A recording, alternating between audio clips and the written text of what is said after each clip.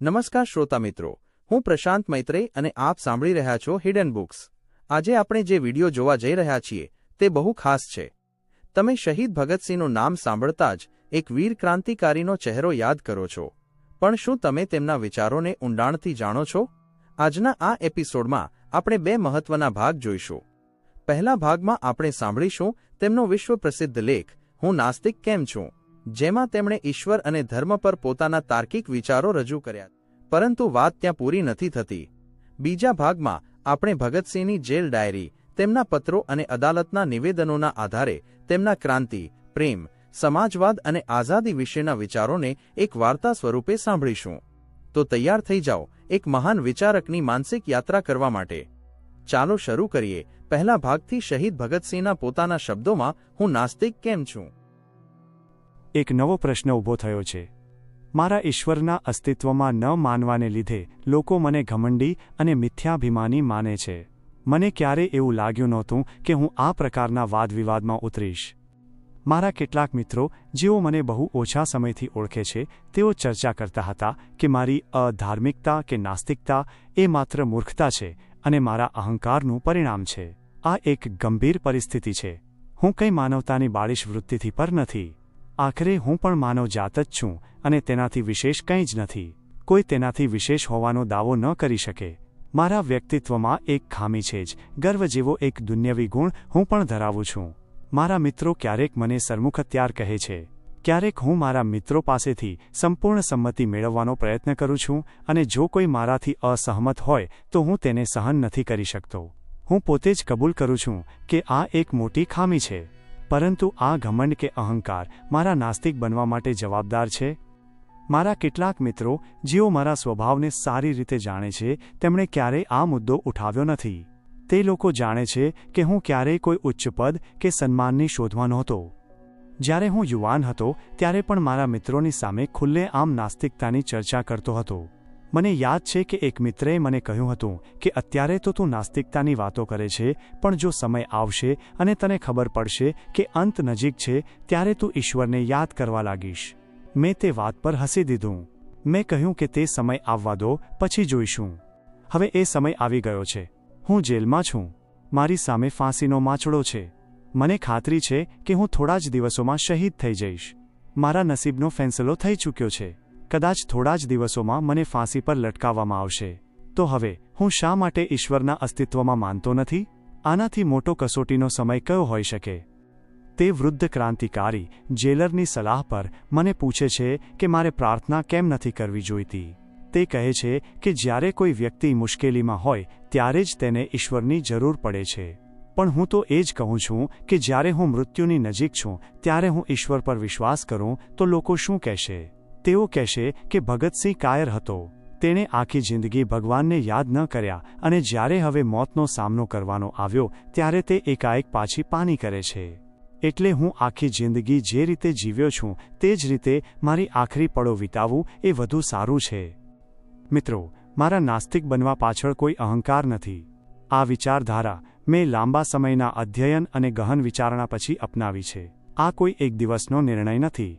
હું 1926ના અંત સુધીમાં નાસ્તિક બની ચૂક્યો હતો. તે પહેલાં હું એક આસ્તિક હતો. હું એક શીખ પરિવારમાં જન્મ્યો હતો જેઓ દ્રઢપણે ઈશ્વરમાં માનતા હતા. બાળપણમાં હું કલાકો સુધી ગુરુદ્વારામાં પ્રાર્થના કરતો હતો. હું એક ધાર્મિક છોકરો હતો. મેં આસ્તિકતા છોડી કેમ કે મેં વાંચ્યું, મેં વિચાર્યું અને મેં તર્કનો સહારો લીધો. નાસ્તિક બનવું એ મારા માટે કોઈ આનંદ કે સનસનાટીનો વિષય નહોતો. તે મારા માટે પીડાદાયક હતું. મેં ઈશ્વરના અસ્તિત્વ પર પ્રશ્નો પૂછવાનું શરૂ કર્યું. જો કોઈ સર્વશક્તિમાન, સર્વવ્યાપી ઈશ્વર છે જેણે આ બ્રહ્માંડ બનાવ્યું છે, તો તેણે આવી દુનિયા કેમ બનાવી જે દુઃખ, ગરીબી અને અરાજકતાથી ભરેલી છે? જો તમે માનો છો કે ઈશ્વર દયાળુ અને ન્યાયી છે, તો પછી અહીં આટલી અસમાનતા કેમ છે? એક તરફ અતિશય ધનવાન છે અને બીજી તરફ અતિશય ગરીબ. આ ગરીબોની ઝૂંપડીઓમાં, જેલની કોટડીઓમાં અને યુદ્ધના મેદાનોમાં પીડાનું જે દ્રશ્ય છે તે ઈશ્વરની દયા અને ન્યાય પર સવાલ ઊભા કરે છે. આસ્તિકો કહે છે કે આ બધું કર્મનું ફળ છે, પૂર્વજન્મના પાપોનું પરિણામ છે. પણ આ તર્કને માનવા માટે તૈયાર નથી. એક બાળક જેણે હજી દુનિયા જોઈ નથી તે કેવી રીતે પાપી હોઈ શકે? શું ઈશ્વરને ખબર નથી કે આ બાળક ગરીબીમાં જન્મશે અને દુઃખી થશે? જો તે સર્વશક્તિમાન છે તો તે કોઈ વ્યક્તિને પાપ કે ગુનો કરતી હોય તે પહેલાં તેને કેમ રોકી શકતો નથી? જો ઈશ્વરે આ દુનિયા બનાવી તો તેણે માનવીને કેમ બનાવ્યો? શું તેને ખબર નહોતી કે માણસજાત એકબીજા સાથે લડશે, શોષણ કરશે અને દુઃખ આપશે? શું ઈશ્વરને માત્ર મનોરંજન જોઈતું હતું? આસ્તિકોનો બીજો તર્ક છે કે ઈશ્વર અગમ્ય છે, તેના માર્ગો માનવીય સમજની બહાર છે. પણ જો ઈશ્વર અગમ્ય હોય તો પછી તેના વિશે વાત કેમ કરવી? તેને ન્યાયી, દયાળુ અને પ્રેમાળ કેમ કહેવો? આ બધા ગુણો તો માનવીય સમજમાં આવતા ગુણો છે. જો તે ખરેખર અગમ્ય હોય તો પછી તેના વિશે કોઈ ચોક્કસ દાવો કરી શકાય નહીં. મેં સમાજવાદ અને માર્ક્સવાદનું અધ્યયન કર્યું. મેં જોયું કે દુનિયામાં દુઃખનું મૂળ કારણ શું છે. તે ઈશ્વર નથી, પણ શોષણ કરનારા વર્ગ અને સત્તાની ભૂખ છે. ધર્મે હંમેશા શોષણ કરનારાઓની મદદ કરી છે. ધાર્મિક પ્રચારકો અને સત્તાધારીઓ વચ્ચે એક ગંદી સાંઠગાંઠ છે. શરૂઆતથી જ ધર્મે માણસને અંધશ્રદ્ધામાં રાખ્યો છે. તેને ઈશ્વરના ડરથી બાંધી રાખ્યો છે, જેથી તે સત્તાધારીઓ સામે અવાજ ઉઠાવી ન શકે. ધર્મ કહે છે કે ગરીબી એ ઈશ્વરની ઈચ્છા છે અને ધનવાન હોવું એ ઈશ્વરનો આશીર્વાદ છે. આ તર્ક શોષણના પાયાને મજબૂત કરે છે. મને યાદ છે કે જ્યારે હું ક્રાંતિકારી પ્રવૃત્તિઓથી આકર્ષાયો ત્યારે મેં વાંચવાનું અને વિચારવાનું શરૂ કર્યું. મને લાગ્યું કે માત્ર બોમ્બ અને બંદૂકથી ક્રાંતિ નહીં થાય, પણ વિચારોની ક્રાંતિથી થશે. મને તર્ક અને વિજ્ઞાનમાં વિશ્વાસ હતો. મેં બકુનિન, લેનિન, ટ્રોટ્સ્કી જેવા મહાન વિચારકોના વિચારો વાંચ્યા. તે બધાએ મને તર્ક અને વૈજ્ઞાનિક વિચારસરણીનો માર્ગ બતાવ્યો. મને સમજાયું કે ઈશ્વરની કલ્પના માત્ર માનવીય કમજોરીમાંથી જન્મી છે. જ્યારે માણસ પોતાની જાતને અસહાય માને છે ત્યારે તે કોઈ સર્વોચ્ચ શક્તિની શોધ કરે છે જે તેને મદદ કરી શકે. હું કહેવા માંગુ છું કે હું કોઈ એવો વ્યક્તિ નથી જેણે ઈશ્વરને ગાળો દીધી હોય કે ધર્મની મજાક ઉડાવી હોય. હું તો ઈશ્વરના અસ્તિત્વ પર તાર્કિક સવાલ ઉઠાવું છું. હું કહું છું કે જો ઈશ્વર છે તો તેણે અમારી સાથે વાત કેમ ન કરી? તેણે પોતાના અસ્તિત્વનો કોઈ પુરાવો કેમ ન આપ્યો? આસ્તિક મિત્રો, જો તમારા ઈશ્વરની શક્તિ પર તમને વિશ્વાસ છે તો પછી તમે તેના પુરાવા કેમ નથી આપી શકતા? તમે માત્ર આંધળો વિશ્વાસ કરવાનું કેમ કહો છો? જો તમે કહો છો કે ઈશ્વરે આ દુનિયા બનાવી તો પછી ઈશ્વરને કોણે બનાવ્યો? આ એક એવો પ્રશ્ન છે જેનો જવાબ આસ્તિકો પાસે ક્યારેય હોતો નથી. તેઓ કહે છે કે ઈશ્વર સ્વયંભૂ છે, અનાદિ છે. પણ પછી શા માટે બ્રહ્માંડ અને માનવજાત માટે આ નિયમ લાગુ ન કરવો? શા માટે એમ ન માનવું કે પ્રકૃતિ અને બ્રહ્માંડ હંમેશાથી છે? મારા મતે માનવજાતની ઉત્પત્તિ એ લાખો વર્ષોના ઉત્ક્રાંતિનું પરિણામ છે. તે કોઈ એક સર્વશક્તિમાન વ્યક્તિ દ્વારા બનાવવામાં આવ્યું નથી. માણસે પોતે સંસ્કૃતિ વિકસાવી છે, સમાજ બનાવ્યો છે અને નિયમો બનાવ્યા છે. ધર્મ અને ઈશ્વરની કલ્પના માનવીય મનને શાંતિ આપવા માટે હતી. જ્યારે માણસ લાચાર અને ડરેલો હોય છે ત્યારે તે કોઈ અદૃશ્ય શક્તિ પર વિશ્વાસ રાખે છે.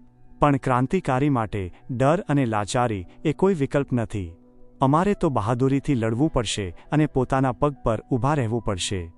હું ક્રાંતિમાં વિશ્વાસ રાખું છું. હું માનું છું કે જ્યાં સુધી શોષણ છે ત્યાં સુધી ક્રાંતિ જરૂરી છે. અને આ ક્રાંતિ ત્યારે જ સફળ થશે જ્યારે લોકો ધર્મની અંધશ્રદ્ધામાંથી બહાર આવશે અને તર્કનો સહારો લેશે. મારા મિત્રો કહે છે કે જો ઈશ્વર નથી તો જીવનનો અર્થ શું છે? જો કોઈ સ્વર્ગ કે નરક નથી તો લોકો સારા કાર્યો કેમ કરશે? આ સવાલ મને આશ્ચર્યચકિત કરે છે. શું આપણે માત્ર પુરસ્કારના લોભથી કે સજાના ડરથી સારા કાર્યો કરીએ છીએ? હું માનું છું કે મનુષ્ય એક સામાજિક પ્રાણી છે. તે પોતાના સમાજ, પોતાના દેશ અને પોતાના સાથી મનુષ્યો માટે સારું કરવા માંગે છે. તેને ઈશ્વર કે ધર્મની જરૂર નથી કે તે તેને નૈતિકતા શીખવે. મારા માટે જીવનનો અર્થ છે માનવજાતની સેવા. મારા દેશની સ્વતંત્રતા માટે લડવું અને ગરીબોને શોષણમાંથી મુક્ત કરાવવું એ જ મારા જીવનનો હેતુ છે. મને ખબર છે કે ફાંસીનો ગાળિયો મારા ગળા પર પડશે ત્યારે તે ક્ષણ પૂર્ણ વિરામ હશે. હું આત્મા કે પુનર્જન્મમાં વિશ્વાસ નથી કરતો. આ જીવન જ બધું છે. અને આ જીવનને મેં મારા દેશ અને મારા આદર્શો માટે સમર્પિત કર્યું છે. આનાથી મોટી શાંતિ બીજી કઈ હોઈ શકે? હું ઈચ્છું છું કે ભારતનો યુવાન ઈશ્વરની અંધશ્રદ્ધામાંથી બહાર આવે. તે તર્કથી વિચારે અને વિજ્ઞાનને અપનાવે. આપણને ધાર્મિક નેતાઓ કે ધાર્મિક ઉપદેશોની જરૂર નથી. આપણને બહાદુર અને તાર્કિક ક્રાંતિકારીઓની જરૂર છે જેઓ સમાજને બદલી શકે. મેં બધી મુશ્કેલીઓનો બહાદુરીથી સામનો કર્યો છે. મેં જેલમાં અત્યાચાર સહન કર્યો છે, પણ મેં ક્યારેય મારી વિચારધારા છોડી નથી. આ મારી વિચારવાની રીત છે જેણે મને નાસ્તિક બનાવ્યો છે. મેં એ નાસ્તિકો વિશે વાંચ્યું છે જેમણે બધી મુશ્કેલીઓનો બહાદુરીથી સામનો કર્યો. તેથી હું પણ એક મરદની જેમ ફાંસીના ફંદાની અંતિમ ક્ષણ સુધી ઉન્નત મસ્તક રાખીને ઊભો રહેવા માંગુ છું. મારા પર વારંવાર અહંકારનો આરોપ લગાવવામાં આવે છે. મારા મિત્રો કહે છે કે મારી નાસ્તિકતા મારા ઘમંડનું પરિણામ છે. પણ શું સત્યને સ્વીકારવા માટે કે સત્યને શોધવા માટે ઘમંડ જરૂરી છે? હું સમજુ છું કે સત્યનો માર્ગ હંમેશા એકલતાનો અને મુશ્કેલીઓથી ભરેલો હોય છે. જો હું માત્ર પ્રસિદ્ધિ કે માનવીય પ્રશંસા માટે આ રસ્તો અપનાવતો હોત તો હું સરળતાથી આસ્તિક બની ગયો હોત. મારું માનવું છે કે અહંકાર અને આત્મવિશ્વાસ વચ્ચે મોટો તફાવત છે.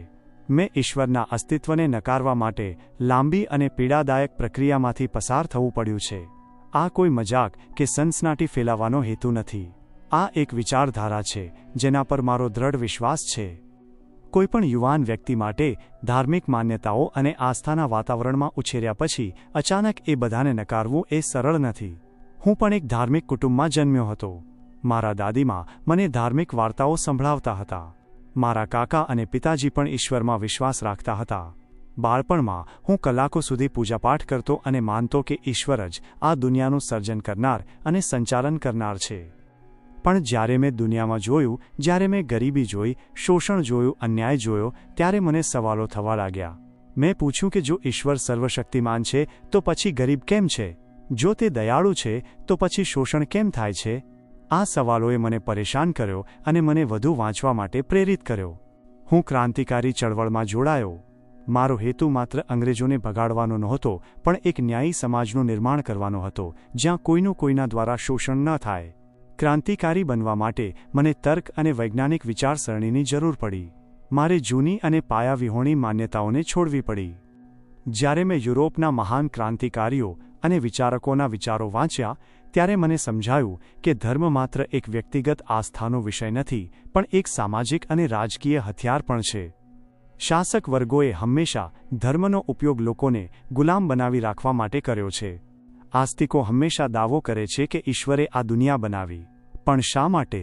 જો આ દુનિયા આટલી દુઃખ અને સંતાપથી ભરેલી છે તો પછી ઈશ્વરને આવી રચના કરવામાં શું આનંદ આવ્યો હશે? શું તે ક્રૂર છે? શું તે હૃદયહીન છે? તેઓ કહે છે કે ઈશ્વરના માર્ગો આપણે સમજી શકતા નથી. આ માત્ર એક બચાવ છે.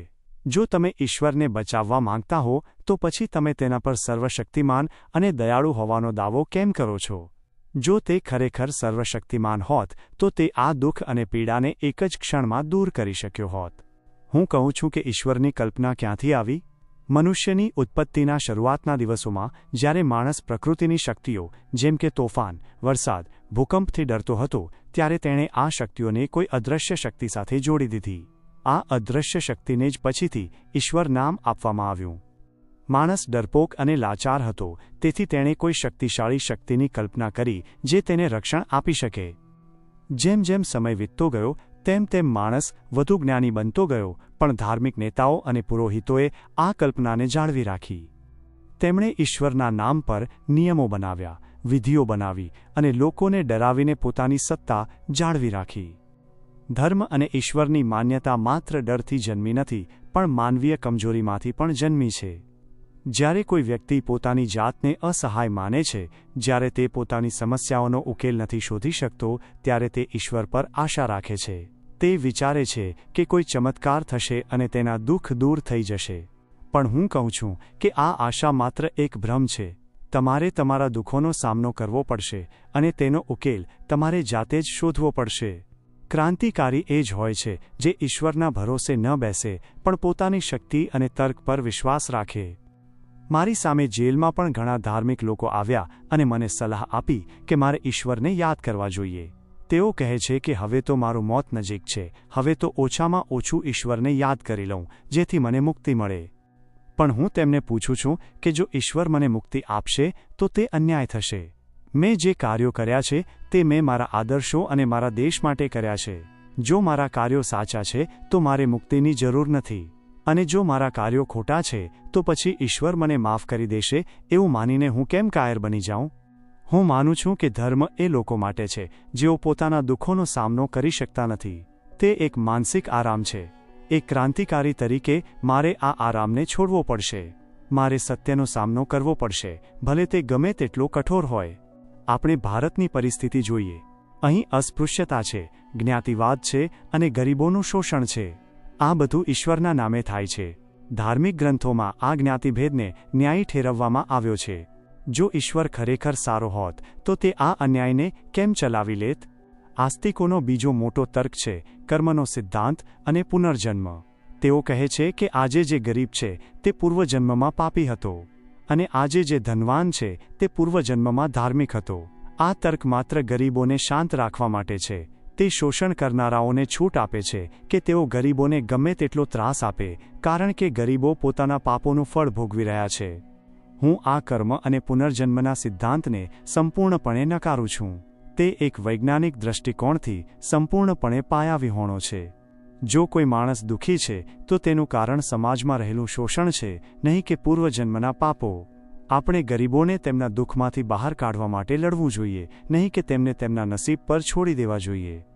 ક્રાંતિનો હેતુ માત્ર સત્તા બદલવાનો નથી, પણ સમાજની વિચારસરણી બદલવાનો છે. જ્યાં સુધી લોકો ઈશ્વરના ડરમાં જીવશે ત્યાં સુધી તેઓ શોષણ સામે અવાજ નહીં ઉઠાવી શકે. મારે લોકોને એ સમજાવવું છે કે તેઓ પોતાની શક્તિ પર વિશ્વાસ રાખે. હું એ પણ પૂછું છું કે જો ઈશ્વર ખરેખર અસ્તિત્વ ધરાવે છે તો તેણે પોતાના અસ્તિત્વનો કોઈ સ્પષ્ટ પુરાવો કેમ ન આપ્યો? તેણે શા માટે ધર્મોને એકબીજાથી લડવા દીધા? એક ધર્મ કહે છે કે ઈશ્વર આ રીતે છે તો બીજો ધર્મ કહે છે કે તે બીજી રીતે છે. આ બધા વિરોધાભાસો માત્ર એ સાબિત કરે છે કે ઈશ્વરની કલ્પના માનવીય મનની રચના છે. જો ઈશ્વર સર્વવ્યાપી છે તો પછી તે ચર્ચમાં, મંદિરમાં કે મસ્જિદમાં જ કેમ જોવા મળે છે? તે ગરીબોની ઝૂંપડીઓમાં કે મજૂરોના કારખાનાઓમાં કેમ નથી દેખાતો? કારણ કે ધર્મ એ ઇમારતોમાં જન્મે છે જ્યાં પૈસા અને સત્તાનો પ્રભાવ હોય છે. હું માનું છું કે માનવજાતે પોતાની મુશ્કેલીઓનો ઉકેલ પોતે જ શોધવો પડશે. વિજ્ઞાન, તર્ક અને માનવીય સહાનુભૂતિ એ જ આપણા સાચા માર્ગદર્શક છે. આપણે ભૂતકાળની અંધશ્રદ્ધાઓને છોડીને ભવિષ્ય તરફ જોવું પડશે. હું જ્યારે જેલમાં હતો ત્યારે મેં ઘણા ધાર્મિક પુસ્તકો વાંચ્યા. મેં જોયું કે બધા ધર્મોમાં સારી વાતો છે, પણ અંતે તે બધી વાતો ઈશ્વરના ડર પર જ આધારિત છે. તેઓ કહે છે કે સારું કરો, નહીં તો ઈશ્વર તમને સજા કરશે. હું કહું છું કે આપણે સારું એટલા માટે કરવું જોઈએ કારણ કે તે માનવતા માટે સારું છે, કોઈ સજાના ડરથી કે પુરસ્કારના લોભથી નહીં. નૈતિકતા એ એક સામાજિક જરૂરિયાત છે, નહીં કે કોઈ ધાર્મિક આદેશ. આપણી ક્રાંતિકારી ચળવળમાં ઘણા લોકો ધાર્મિક હતા. હું તેમનો આદર કરું છું, પણ હું માનું છું કે ધાર્મિક આસ્થા આપણને નબળી પાડે છે. તે આપણને વાસ્તવિકતામાંથી દૂર લઈ જાય છે. જ્યારે આપણે ઈશ્વરના ભરોસે બેસીએ છીએ ત્યારે આપણે પોતાના કર્તવ્યને ભૂલી જઈએ છીએ. મારું નાસ્તિકત્વ એ મારી તાકાત છે. તે મને કોઈપણ પ્રકારના ભ્રમ વિના વાસ્તવિક દુનિયાનો સામનો કરવા માટે શક્તિ આપે છે.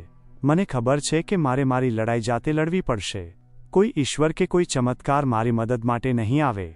મારા મતે જો કોઈ વ્યક્તિ ઈશ્વર પર વિશ્વાસ રાખે છે તો તે એક કમજોર વ્યક્તિ છે. તે પોતાની જાત પર વિશ્વાસ નથી રાખતો. ક્રાંતિકારી માટે આત્મવિશ્વાસ સૌથી જરૂરી છે. હું મારા સાથીઓને કહું છું કે તમારે પણ તર્કનો માર્ગ અપનાવવો જોઈએ. ધર્મ અને અંધશ્રદ્ધાને છોડો. તમારા મગજનો ઉપયોગ કરો. વિજ્ઞાન અને જ્ઞાનને તમારા દેવતા બનાવો. સમાજમાં જ્યારે પણ ક્રાંતિ આવી છે ત્યારે તે ધાર્મિક માન્યતાઓના વિરોધમાં આવી છે. યુરોપમાં જ્ઞાનના યુગ દરમિયાન લોકોએ ચર્ચની સત્તાને પડકારી. વિજ્ઞાને ધાર્મિક અંધશ્રદ્ધાને નકારી કાઢી. ભારતમાં પણ જ્યાં સુધી આપણે ધર્મ અને જ્ઞાતિના બંધનોમાંથી મુક્ત નહીં થઈએ ત્યાં સુધી આપણે સાચી આઝાદી નહીં મેળવી શકીએ. મારા પર ફાંસીની સજાનો ફેંસલો થઈ ચૂક્યો છે. હું આ ક્ષણને ડરથી નહીં પણ ગર્વથી જીવી રહ્યો છું. હું જાણું છું કે હું મારા આદર્શો માટે મરી રહ્યો છું. જો હું આસ્તિક હોત તો કદાચ મેં ઈશ્વર પાસે માફી માંગી હોત અને જીવનની ભીખ માંગી હોત. પણ હું નાસ્તિક છું. હું કાયરતાથી જીવવા કરતાં બહાદુરીથી મરવાનું પસંદ કરું છું. મારું મૃત્યુ મારા વિચારોનો અંત નહીં હોય, તે માત્ર મારા શરીરનો અંત હશે. મારા વિચારો ભારતની યુવા પેઢીમાં જીવંત રહેશે અને આ વિચારો ત્યારે જ મજબૂત બનશે જ્યારે તે તર્ક અને વિજ્ઞાન પર આધારિત હશે. આપણે એવા સમાજનું નિર્માણ કરવું છે જ્યાં કોઈ શોષક ન હોય અને કોઈ શોષિત ન હોય. એક એવો સમાજ જ્યાં બધાને સમાન તક મળે. આ લક્ષ્યને હાંસલ કરવા માટે આપણે દરેક પ્રકારની માનસિક ગુલામીમાંથી મુક્ત થવું પડશે અને ધર્મની ગુલામી એ સૌથી ખરાબ ગુલામી છે. હું ઈચ્છું છું કે મારો સંદેશ સ્પષ્ટ હોય. હું કોઈ ધર્મનો વિરોધ નથી કરતો, પણ હું દરેક ધર્મમાં રહેલી અંધશ્રદ્ધા અને અમાનવીયતાનો વિરોધ કરું છું. હું માનું છું કે ધર્મ વ્યક્તિગત શાંતિ આપી શકે છે, પણ તે સામાજિક ક્રાંતિ માટે અવરોધક છે. ક્રાંતિકારીઓએ હંમેશા ધર્મની સત્તાને પડકારી છે, કેમ કે ધર્મ હંમેશા શાસક વર્ગનો સાથ આપે છે. તે ગરીબોને ધૈર્ય રાખવાનું શીખવે છે, જ્યારે ધનવાનોને તેમના પાપોમાંથી મુક્તિનો માર્ગ બતાવે છે. સર્વશક્તિમાન ઈશ્વરના અસ્તિત્વમાં મારો અવિશ્વાસ મને વધુ મજબૂત ક્રાંતિકારી બનાવે છે. હું મારી લડાઈ માટે કોઈ ચમત્કાર પર આધાર રાખતો નથી. હું મારા સાથીઓની મહેનત પર, મારા દેશના લોકોની જાગૃતિ પર અને ઇતિહાસના નિયમો પર આધાર રાખું છું. ધર્મે માનવીને માનવીથી દૂર કર્યો છે. હિન્દુ, મુસ્લિમ, શીખ, ખ્રિસ્તી, આ બધા ધર્મોએ આપણને વહેંચી દીધા છે, અને આ વહેંચાયેલા સમાજ પર શાસન કરવું સહેલું છે. ક્રાંતિ એ જ્ઞાતિ અને ધર્મના બંધનોને તોડવા માટે છે. આપણે બધા ભારતીય છીએ અને આ માનવજાતનો એક ભાગ છીએ. હું તમને બધાને કહું છું કે ઈશ્વરને છોડો. તમારી જાત પર વિશ્વાસ કરો. તમારી બુદ્ધિ પર વિશ્વાસ કરો. તમારા તર્કને શક્તિશાળી બનાવો. વિશ્વને બદલવા માટે કોઈ અલૌકિક શક્તિની જરૂર નથી. માત્ર મનુષ્યની ઈચ્છાશક્તિ અને મહેનત જ પૂરતી છે. હું માનું છું કે આજના વૈજ્ઞાનિક યુગમાં પણ જો લોકો ઈશ્વરમાં વિશ્વાસ રાખે છે તો તે તેમની નિષ્ફળતા છે. આપણે વિજ્ઞાન અને જ્ઞાનને દરેક ક્ષેત્રમાં લાગુ કરવું પડશે. હું ફાંસીના માંચડા પર જઈશ, પણ મારા મનમાં કોઈ ડર નથી. મેં મારી જિંદગી મારા આદર્શો માટે જીવી છે. હું ગર્વથી મરીશ, અને મારા આદર્શો જ મારી મુક્તિ છે. હું નાસ્તિક છું. હું તર્કવાદી છું. અને હું મારા આદર્શો માટે ક્રાંતિકારી છું. આ વિચારધારાના સ્વીકારમાં મેં ઘણી પીડા સહન કરી છે. મારી આસ્થાને છોડવી એ મારા માટે સરળ નિર્ણય નહોતો. તે એક લાંબી અને કઠિન માનસિક લડાઈનું પરિણામ છે. જ્યારે મેં ઈશ્વરના અસ્તિત્વ પર સવાલ ઉઠાવવાનું શરૂ કર્યું, ત્યારે મારા મનમાં ભય હતો, એક પ્રકારની શૂન્યતા હતી. હું એક એવી દુનિયામાં એકલો પડી ગયો હતો, જ્યાં કોઈ સર્વોચ્ચ રક્ષક કે માર્ગદર્શક નહોતો. પરંતુ મેં તે ડરનો સામનો કર્યો. મેં મારા મગજને પૂછ્યું કે શું ડરને લીધે હું જૂઠને સ્વીકારી લઉં? શું માત્ર માનસિક શાંતિ માટે હું એવા તર્કોને નકારી કાઢું જે મને સાચા લાગે છે? મારો જવાબ હતો ના. એક ક્રાંતિકારી ડરપોક ન હોઈ શકે. તેને સત્યને, ભલે તે ગમે તેટલું કઠોર હોય, સ્વીકારવાની હિંમત હોવી જોઈએ. નાસ્તિક બનવા માટે મારે ઈશ્વરના અસ્તિત્વ માટે આપવામાં આવેલા તમામ તર્કોનો અભ્યાસ કરવો પડ્યો. આસ્તિક મિત્રો હંમેશા કહે છે કે કોઈ વસ્તુ આપોઆપ અસ્તિત્વમાં આવી શકતી નથી. તેથી આ સુંદર અને વ્યવસ્થિત બ્રહ્માંડનું સર્જન કોઈ મહાન બુદ્ધિશાળી સર્જક એટલે કે ઈશ્વર દ્વારા જ થયું હોવું જોઈએ. પણ હું પૂછું છું કે આ તર્ક ઈશ્વરને કેમ લાગુ નથી પડતો? જો બ્રહ્માંડને કોઈએ બનાવવું જરૂરી હોય તો પછી ઈશ્વરને પણ કોઈએ બનાવ્યો હોવો જોઈએ. જો તમે કહો છો કે ઈશ્વર અનાદિ છે, સ્વયંભૂ છે અને હંમેશાથી અસ્તિત્વમાં છે, તો પછી શા માટે આપણે આ જ નિયમ પ્રકૃતિ અને બ્રહ્માંડને લાગુ ન કરી શકીએ? શા માટે એવું ન માનવું કે આ બ્રહ્માંડ પોતે જ અનાદિ છે? વિજ્ઞાન આપણને ઉત્ક્રાંતિનો નિયમ શીખવે છે. વસ્તુઓ સમયની સાથે બદલાય છે, વિકસિત થાય છે અને વધુ જટિલ બને છે. આ બ્રહ્માંડની રચના કોઈ એક દિવસનો કે એક પળનો ચમત્કાર નથી, પણ લાખો વર્ષોની ઉત્ક્રાંતિનું પરિણામ છે. આસ્તિકતાનો બીજો મોટો તર્ક ચમત્કારો પર આધારિત છે. તેઓ કહે છે કે ઈશ્વર અસંભવ વસ્તુઓ કરી શકે છે, જેમ કે કોઈ રોગગ્રસ્ત વ્યક્તિને સાજો કરવો કે કોઈ મોટી કુદરતી આફતમાંથી બચાવી લેવો. પણ મેં જોયું છે કે આ બધા ચમત્કારો પાછળ કાં તો કોઈ વૈજ્ઞાનિક સમજૂતી હોય છે અથવા તે માત્ર ભ્રમણા હોય છે. કોઈપણ ધર્મનો ચમત્કારનો દાવો હંમેશા એ જમાનામાં થાય છે જ્યારે લોકો ઓછું જ્ઞાન ધરાવતા હતા. જેમ જેમ વિજ્ઞાન આગળ વધ્યું તેમ તેમ ચમત્કારો ગાયબ થતા ગયા. આજે કોઈ વ્યક્તિ ઈશ્વરને પ્રાર્થના કરીને ગંભીર રોગમાંથી સાજો થવાની રાહ જોતો નથી, પણ તે ડોક્ટર અને દવાઓ પર વિશ્વાસ રાખે છે. ધર્મ આપણને શીખવે છે કે ઈશ્વર જ આપણું ભાગ્ય નક્કી કરે છે. તેઓ કહે છે કે આપણા હાથમાં કંઈ નથી, બધું ઈશ્વરની મરજીથી થાય છે. પણ આ માન્યતા માનવીય પ્રયાસ અને સંઘર્ષને નકારે છે. ક્રાંતિકારી માટે આ માન્યતા ઝેર સમાન છે. જો બધું ઈશ્વરની મરજીથી થતું હોય તો પછી આપણે શોષણ સામે લડવાની કે અન્યાયને દૂર કરવાની શા માટે જરૂર છે? જો ગરીબી ઈશ્વરની મરજી છે તો પછી તેને દૂર કરવાનો પ્રયાસ કરવો એ ઈશ્વરની વિરુદ્ધ જવાનું ગણાશે. આ તર્ક શોષણ કરનારા વર્ગને સંપૂર્ણ સુરક્ષા આપે છે. તેઓ આરામથી પોતાનું શોષણ ચાલુ રાખી શકે છે, કારણ કે ધર્મ તેમને ખાતરી આપે છે કે આ ગરીબોનું નસીબ છે. હું આ ભાગ્યવાદ અને ઈશ્વરની મરજીના સિદ્ધાંતને સખત રીતે નકારું છું. હું માનું છું કે મનુષ્ય પોતાના ભાગ્યનો સર્જક પોતે છે. આપણે આપણા પ્રયત્નોથી, આપણા સંગઠનથી અને આપણા સંઘર્ષથી આ દુનિયાને બદલી શકીએ છીએ. ક્રાંતિ એ જ માનવીય ઈચ્છાશક્તિનો સર્વોચ્ચ પુરાવો છે. આસ્તિકો હંમેશા નૈતિકતાનો સવાલ ઉઠાવે છે. તેઓ કહે છે કે જો ઈશ્વર નથી તો પછી લોકો સારા કાર્યો કેમ કરશે? જો સ્વર્ગ અને નરક નથી તો પછી શું કોઈ વ્યક્તિને પાપ કરવાથી રોકી શકાશે? હું તેમને પૂછું છું કે શું તમારી નૈતિકતા માત્ર પુરસ્કારના લોભ પર કે સજાના ડર પર આધારિત છે? જો તમને ખાતરી હોય કે ઈશ્વર તમને જોઈ રહ્યા નથી તો શું તમે ખરાબ કામ કરશો? જો હા, તો તમારી નૈતિકતા માત્ર એક બાહ્ય દબાણ છે, આંતરિક સદ્ગુણ નથી. સમાજવાદી તરીકે હું માનું છું કે નૈતિકતા એ એક સામાજિક જરૂરિયાત છે. મનુષ્ય એક સામાજિક પ્રાણી છે. આપણે સમૂહમાં રહીએ છીએ. એકબીજા સાથે સહકાર આપવો અને એકબીજાને મદદ કરવી એ જ માનવ સમાજનું મૂળ છે. જો આપણે એકબીજા સાથે ખરાબ વર્તન કરીશું તો આપણો સમાજ ટકી નહીં શકે. નૈતિકતાનો જન્મ માનવીય સહાનુભૂતિમાંથી અને સમાજને ટકાવી રાખવાની જરૂરિયાતમાંથી થયો છે, કોઈ ધાર્મિક આદેશમાંથી નહીં. આપણને સારું કામ કરવા માટે કોઈ ઈશ્વરના ચુકાદાની જરૂર નથી. આપણે સારું કામ એટલા માટે કરીએ છીએ કારણ કે તે આપણા સાથી મનુષ્યો માટે સારું છે. માનવજાત પ્રત્યેનો પ્રેમ એ જ મારી નૈતિકતાનો આધાર છે. ધર્મે ઘણીવાર નૈતિકતાના નામે અમાનવીય કાર્યોને ન્યાયી ઠેરવ્યા છે. જ્ઞાતિ પ્રથા, અસ્પૃશ્યતા, સ્ત્રીઓ પરના અત્યાચાર, આ બધું ધર્મના નામે થયું છે. જો ઈશ્વર ખરેખર નૈતિકતાનો સ્ત્રોત હોત તે આવી ક્રૂરતાઓને કેમ ચલાવી લેત? ધર્મ લોકોને ન્યાય શીખવવાને બદલે તેમને અસહાયતા સ્વીકારવાનું શીખવે છે. મારા મતે સાચી નૈતિકતા એ છે કે દરેક મનુષ્યને સમાન ગણવો, દરેક પ્રકારના શોષણનો વિરોધ કરવો અને એક ન્યાયી સમાજનું નિર્માણ કરવું. આ નૈતિકતા માટે કોઈ સ્વર્ગ કે નરકની જરૂર નથી.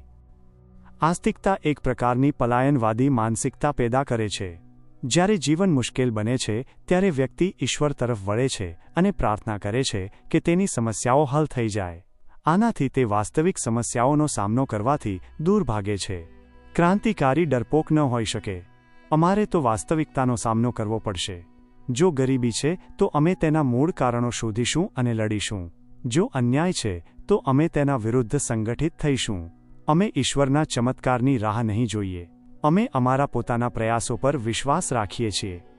ઈશ્વરની કલ્પના એક સમયે ઉપયોગી રહી હશે જ્યારે માનવ સમાજ અવિકસિત હતો અને વિજ્ઞાનનો જન્મ નહોતો થયો. તે સમયે લોકો માટે પ્રકૃતિની શક્તિઓને સમજવા માટે કોઈ દેવતાની કલ્પના કરવી જરૂરી હશે. પણ આજે વિજ્ઞાનના યુગમાં ધર્મ માત્ર એક જૂની અને બિનઉપયોગી માન્યતા બનીને રહી ગયો છે. આપણે હવે પ્રકૃતિના નિયમોને સમજીએ છીએ. આપણે જાણીએ છીએ કે ધરતી કેમ ફરે છે, વરસાદ કેમ પડે છે અને રોગો કેમ થાય છે. હવે ઈશ્વરને આ ઘટનાઓનું કારણ માનવાની કોઈ જરૂર નથી. વિજ્ઞાન આપણને એવો રસ્તો આપે છે જે તર્ક, પુરાવા અને સત્ય પર આધારિત છે. હું મારા સાથીઓ અને ભારતની યુવા પેઢીને વિજ્ઞાનનો માર્ગ અપનાવવા માટે આહ્વાન કરું છું. ધર્મ અને અંધશ્રદ્ધાને છોડી દો. તમારા મગજને મુક્ત કરો. સવાલો પૂછો, પુરાવા માંગો અને સત્યને સ્વીકારો. આ જ માર્ગ સાચી ક્રાંતિ તરફ લઈ જશે. મને વારંવાર પૂછવામાં આવે છે કે હું જેલમાં આટલો શાંત અને સંતુષ્ટ કેમ છું જો હું ઈશ્વરમાં વિશ્વાસ નથી રાખતો? હું કહું છું કે મારી શાંતિનું કારણ કોઈ સ્વર્ગની આશા નથી. મારી શાંતિનું કારણ એ છે કે મેં મારી જિંદગી મારા આદર્શો માટે સમર્પિત કરી છે. મેં મારા દેશ અને માનવજાતની મુક્તિ માટે લડાઈ લડી છે. મને કોઈ પસ્તાવો નથી. મારું જીવન એક હેતુ માટે હતું. જો હું ઈશ્વરમાં વિશ્વાસ રાખતો હોત તો કદાચ મને ડર લાગતો હોત કે મારા પાપો માટે મને સજા થશે. પણ હું જાણું છું કે મેં કોઈ પાપ નથી કર્યું. મેં માત્ર મારા દેશને આઝાદી અપાવવા માટે લડાઈ લડી છે. મારું મૃત્યુ એ મારા આદર્શોની જીત છે. જો કોઈ વ્યક્તિ ઈશ્વરમાં વિશ્વાસ રાખે છે અને પોતાની જાતને ઈશ્વરને સમર્પિત કરે છે તો તે પોતાની જવાબદારીઓમાંથી મુક્ત થવા માંગે છે. તે પોતાની સમસ્યાઓનો ભાર ઈશ્વર પર નાખી દે છે. પણ હું મારી જવાબદારીઓમાંથી મુક્ત થવા માંગતો નથી. હું મારા કાર્યો માટે સંપૂર્ણપણે જવાબદાર છું. મારી નાસ્તિકતા મને વધુ જવાબદાર બનાવે છે. મને ખબર છે કે મારા મૃત્યુ પછી પણ મારો સંઘર્ષ ચાલુ રહેશે. તેથી મારે મારા સાથીઓને મજબૂત બનાવવા પડશે જેથી તેઓ લડાઈ આગળ ધપાવી શકે. જે લોકો ડરપોક હોય છે તેઓ મૃત્યુના ડરથી ઈશ્વરનો સહારો લે છે. પણ ક્રાંતિકારીને ડર ન હોવો જોઈએ. મારે મારા અંતિમ શ્વાસ સુધી મારા આદર્શો પર અડગ રહેવું છે. મારે સાબિત કરવું છે કે કોઈ વ્યક્તિ ઈશ્વરના ડર વિના પણ બહાદુરીથી મૃત્યુનો સામનો કરી શકે છે. કેટલાક ધાર્મિક લોકો મને કહે છે કે ઈશ્વરને ન માનવાથી હું પાગલ થઈ ગયો છું. તેઓ મને અસંસ્કારી અને ધર્મભ્રષ્ટ માને છે, પણ હું તેમની ટીકાઓને હસી કાઢું છું. હું જાણું છું કે ઇતિહાસ હંમેશા ક્રાંતિકારીઓની તરફેણમાં હોય છે. જે વિચારો આજે પાગલપન લાગે છે તે જ વિચારો કાલે સત્ય બની જાય છે. મને પૂછવામાં આવે છે કે ઈશ્વરને નકારવામાં મને શું ફાયદો છે. હું કહું છું કે ફાયદો એ છે કે હું સત્યનો સ્વીકાર કરું છું. હું અંધશ્રદ્ધાની ગુલામીમાંથી મુક્ત થાઉં છું. હું તર્ક અને વિજ્ઞાનનો માર્ગ અપનાવું છું. આ ફાયદો કોઈ દુન્યવી સંપત્તિ કરતાં મોટો છે. જો મારે દુન્યવી લાભ જોઈતો હોત તો હું ક્યારેય ક્રાંતિકારી ન બન્યો હોત. હું એક શાંતિપૂર્ણ જીવન જીવી શક્યો હોત, પણ મેં મુશ્કેલ રસ્તો પસંદ કર્યો કારણ કે મને સત્ય અને ન્યાયમાં વિશ્વાસ છે. મારા મૃત્યુ પછી પણ હું ઈચ્છું છું કે મારો સંદેશ સ્પષ્ટ રહે. ભારતની યુવા શક્તિએ ધાર્મિક અને સામાજિક ગુલામીમાંથી મુક્ત થવું પડશે. આપણે અંધશ્રદ્ધાના બંધનો તોડવા પડશે. માત્ર ત્યારે જ આપણે એક સાચા આઝાદ દેશનું નિર્માણ કરી શકીશું. આપણી લડાઈ માત્ર અંગ્રેજો સામે નથી, પણ દરેક પ્રકારના શોષણ સામે છે. અને ધર્મ પણ એક પ્રકારનું માનસિક શોષણ છે. તે લોકોને તેમની ક્ષમતાઓ પર વિશ્વાસ કરવાથી રોકે છે. મારા આ જીવનનું અંતિમ લક્ષ્ય માનવતાની મુક્તિ છે. જો આ મુક્તિ માટે મારે નાસ્તિક બનવું પડ્યું તો હું ગર્વથી નાસ્તિક બનીશ. હું ઈશ્વરના અસ્તિત્વને નકારું છું કારણ કે હું માનવજાતની શક્તિમાં વિશ્વાસ રાખું છું. આપણે પોતાનું ભાગ્ય પોતે લખીશું. આપણે આપણા નિયમો પોતે બનાવીશું.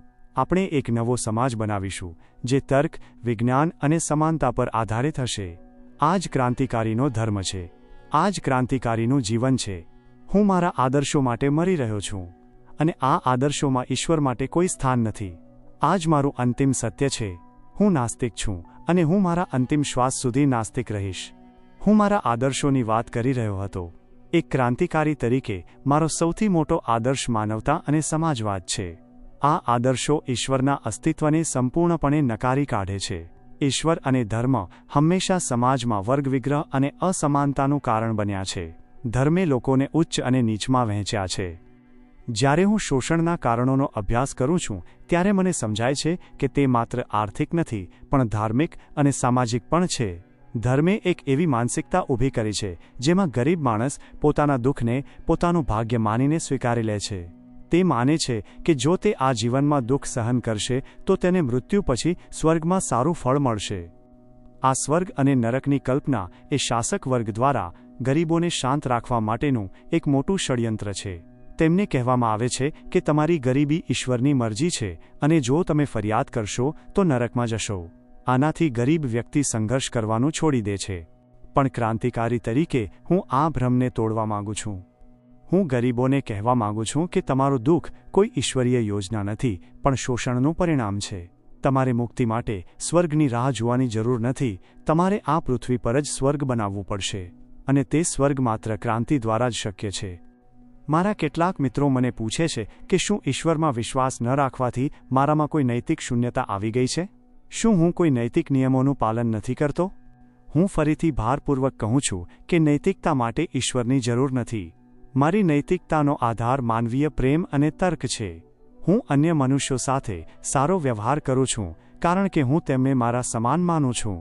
હું અન્યાયનો વિરોધ કરું છું કારણ કે હું માનું છું કે દરેક વ્યક્તિને સમાન અધિકાર મળવો જોઈએ. મારી નૈતિકતાનું ધોરણ એ છે કે મારું કોઈ પણ કાર્ય સમાજ માટે નુકસાનકારક ન હોવું જોઈએ. જો હું મારા દેશની આઝાદી માટે લડું છું અને તેના માટે મારે હિંસાનો માર્ગ અપનાવવો પડે છે તો તે મારા માટે અનૈતિક નથી, કેમ કે આ હિંસાનો હેતુ અંતિમ શોષણ અને અન્યાયને દૂર કરવાનો છે.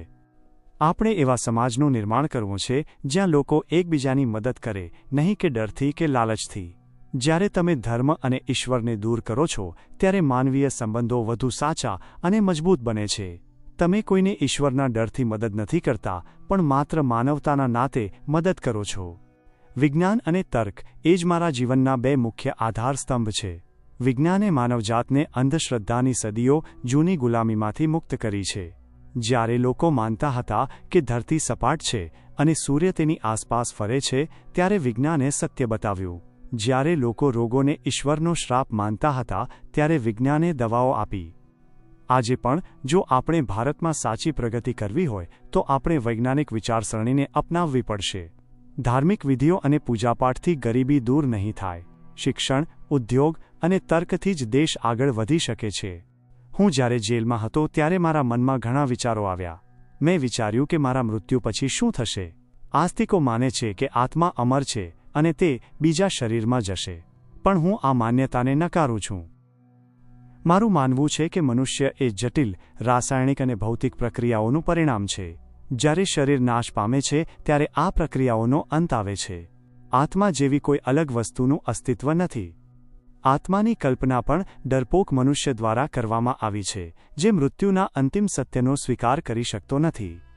જો તમે મૃત્યુના ડરથી મુક્ત થઈ જાઓ તો તમે આ જીવનને સંપૂર્ણપણે જીવી શકો છો.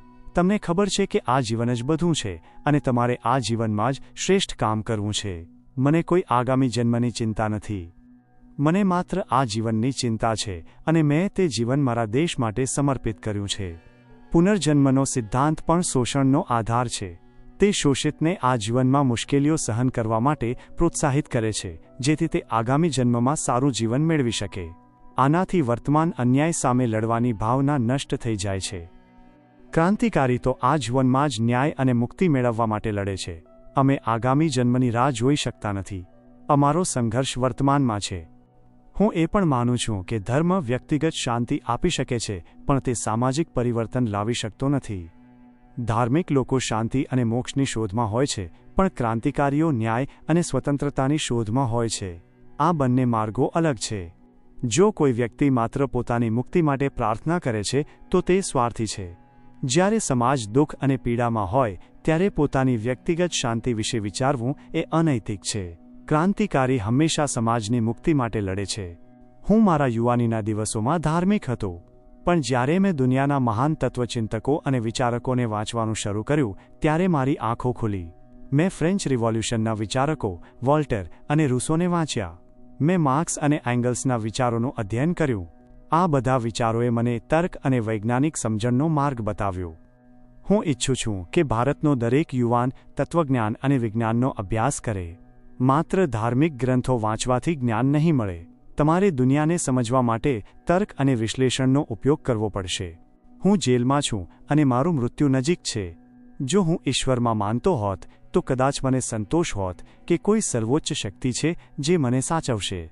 પણ હું જાણું છું કે મારી મુક્તિ માત્ર મારા પોતાના કાર્યો અને મારા સાથીઓના સંઘર્ષ પર આધારિત છે. હું મારા મૃત્યુને કોઈ શહીદી માનતો નથી. જો કે લોકો મને શહીદ કહેશે, હું તેને એક ક્રાંતિકારી તરીકેની મારી ફરજની પૂર્તિ માનું છું. મેં જે માટે લડાઈ લડી તેના માટે હું મરી રહ્યો છું. આનાથી મોટો સંતોષ બીજો કયો હોઈ શકે? આસ્તિકતા એક પ્રકારનું આત્મછેતરપિંડી છે. તે તમને તમારી વાસ્તવિકતામાંથી દૂર રાખે છે. જ્યારે તમે તમારી જાતને ઈશ્વરને સમર્પિત કરો છો ત્યારે તમે તમારી શક્તિઓ અને ક્ષમતાઓને અવગણો છો. હું માનું છું કે મનુષ્યમાં ઘણી શક્તિ છે.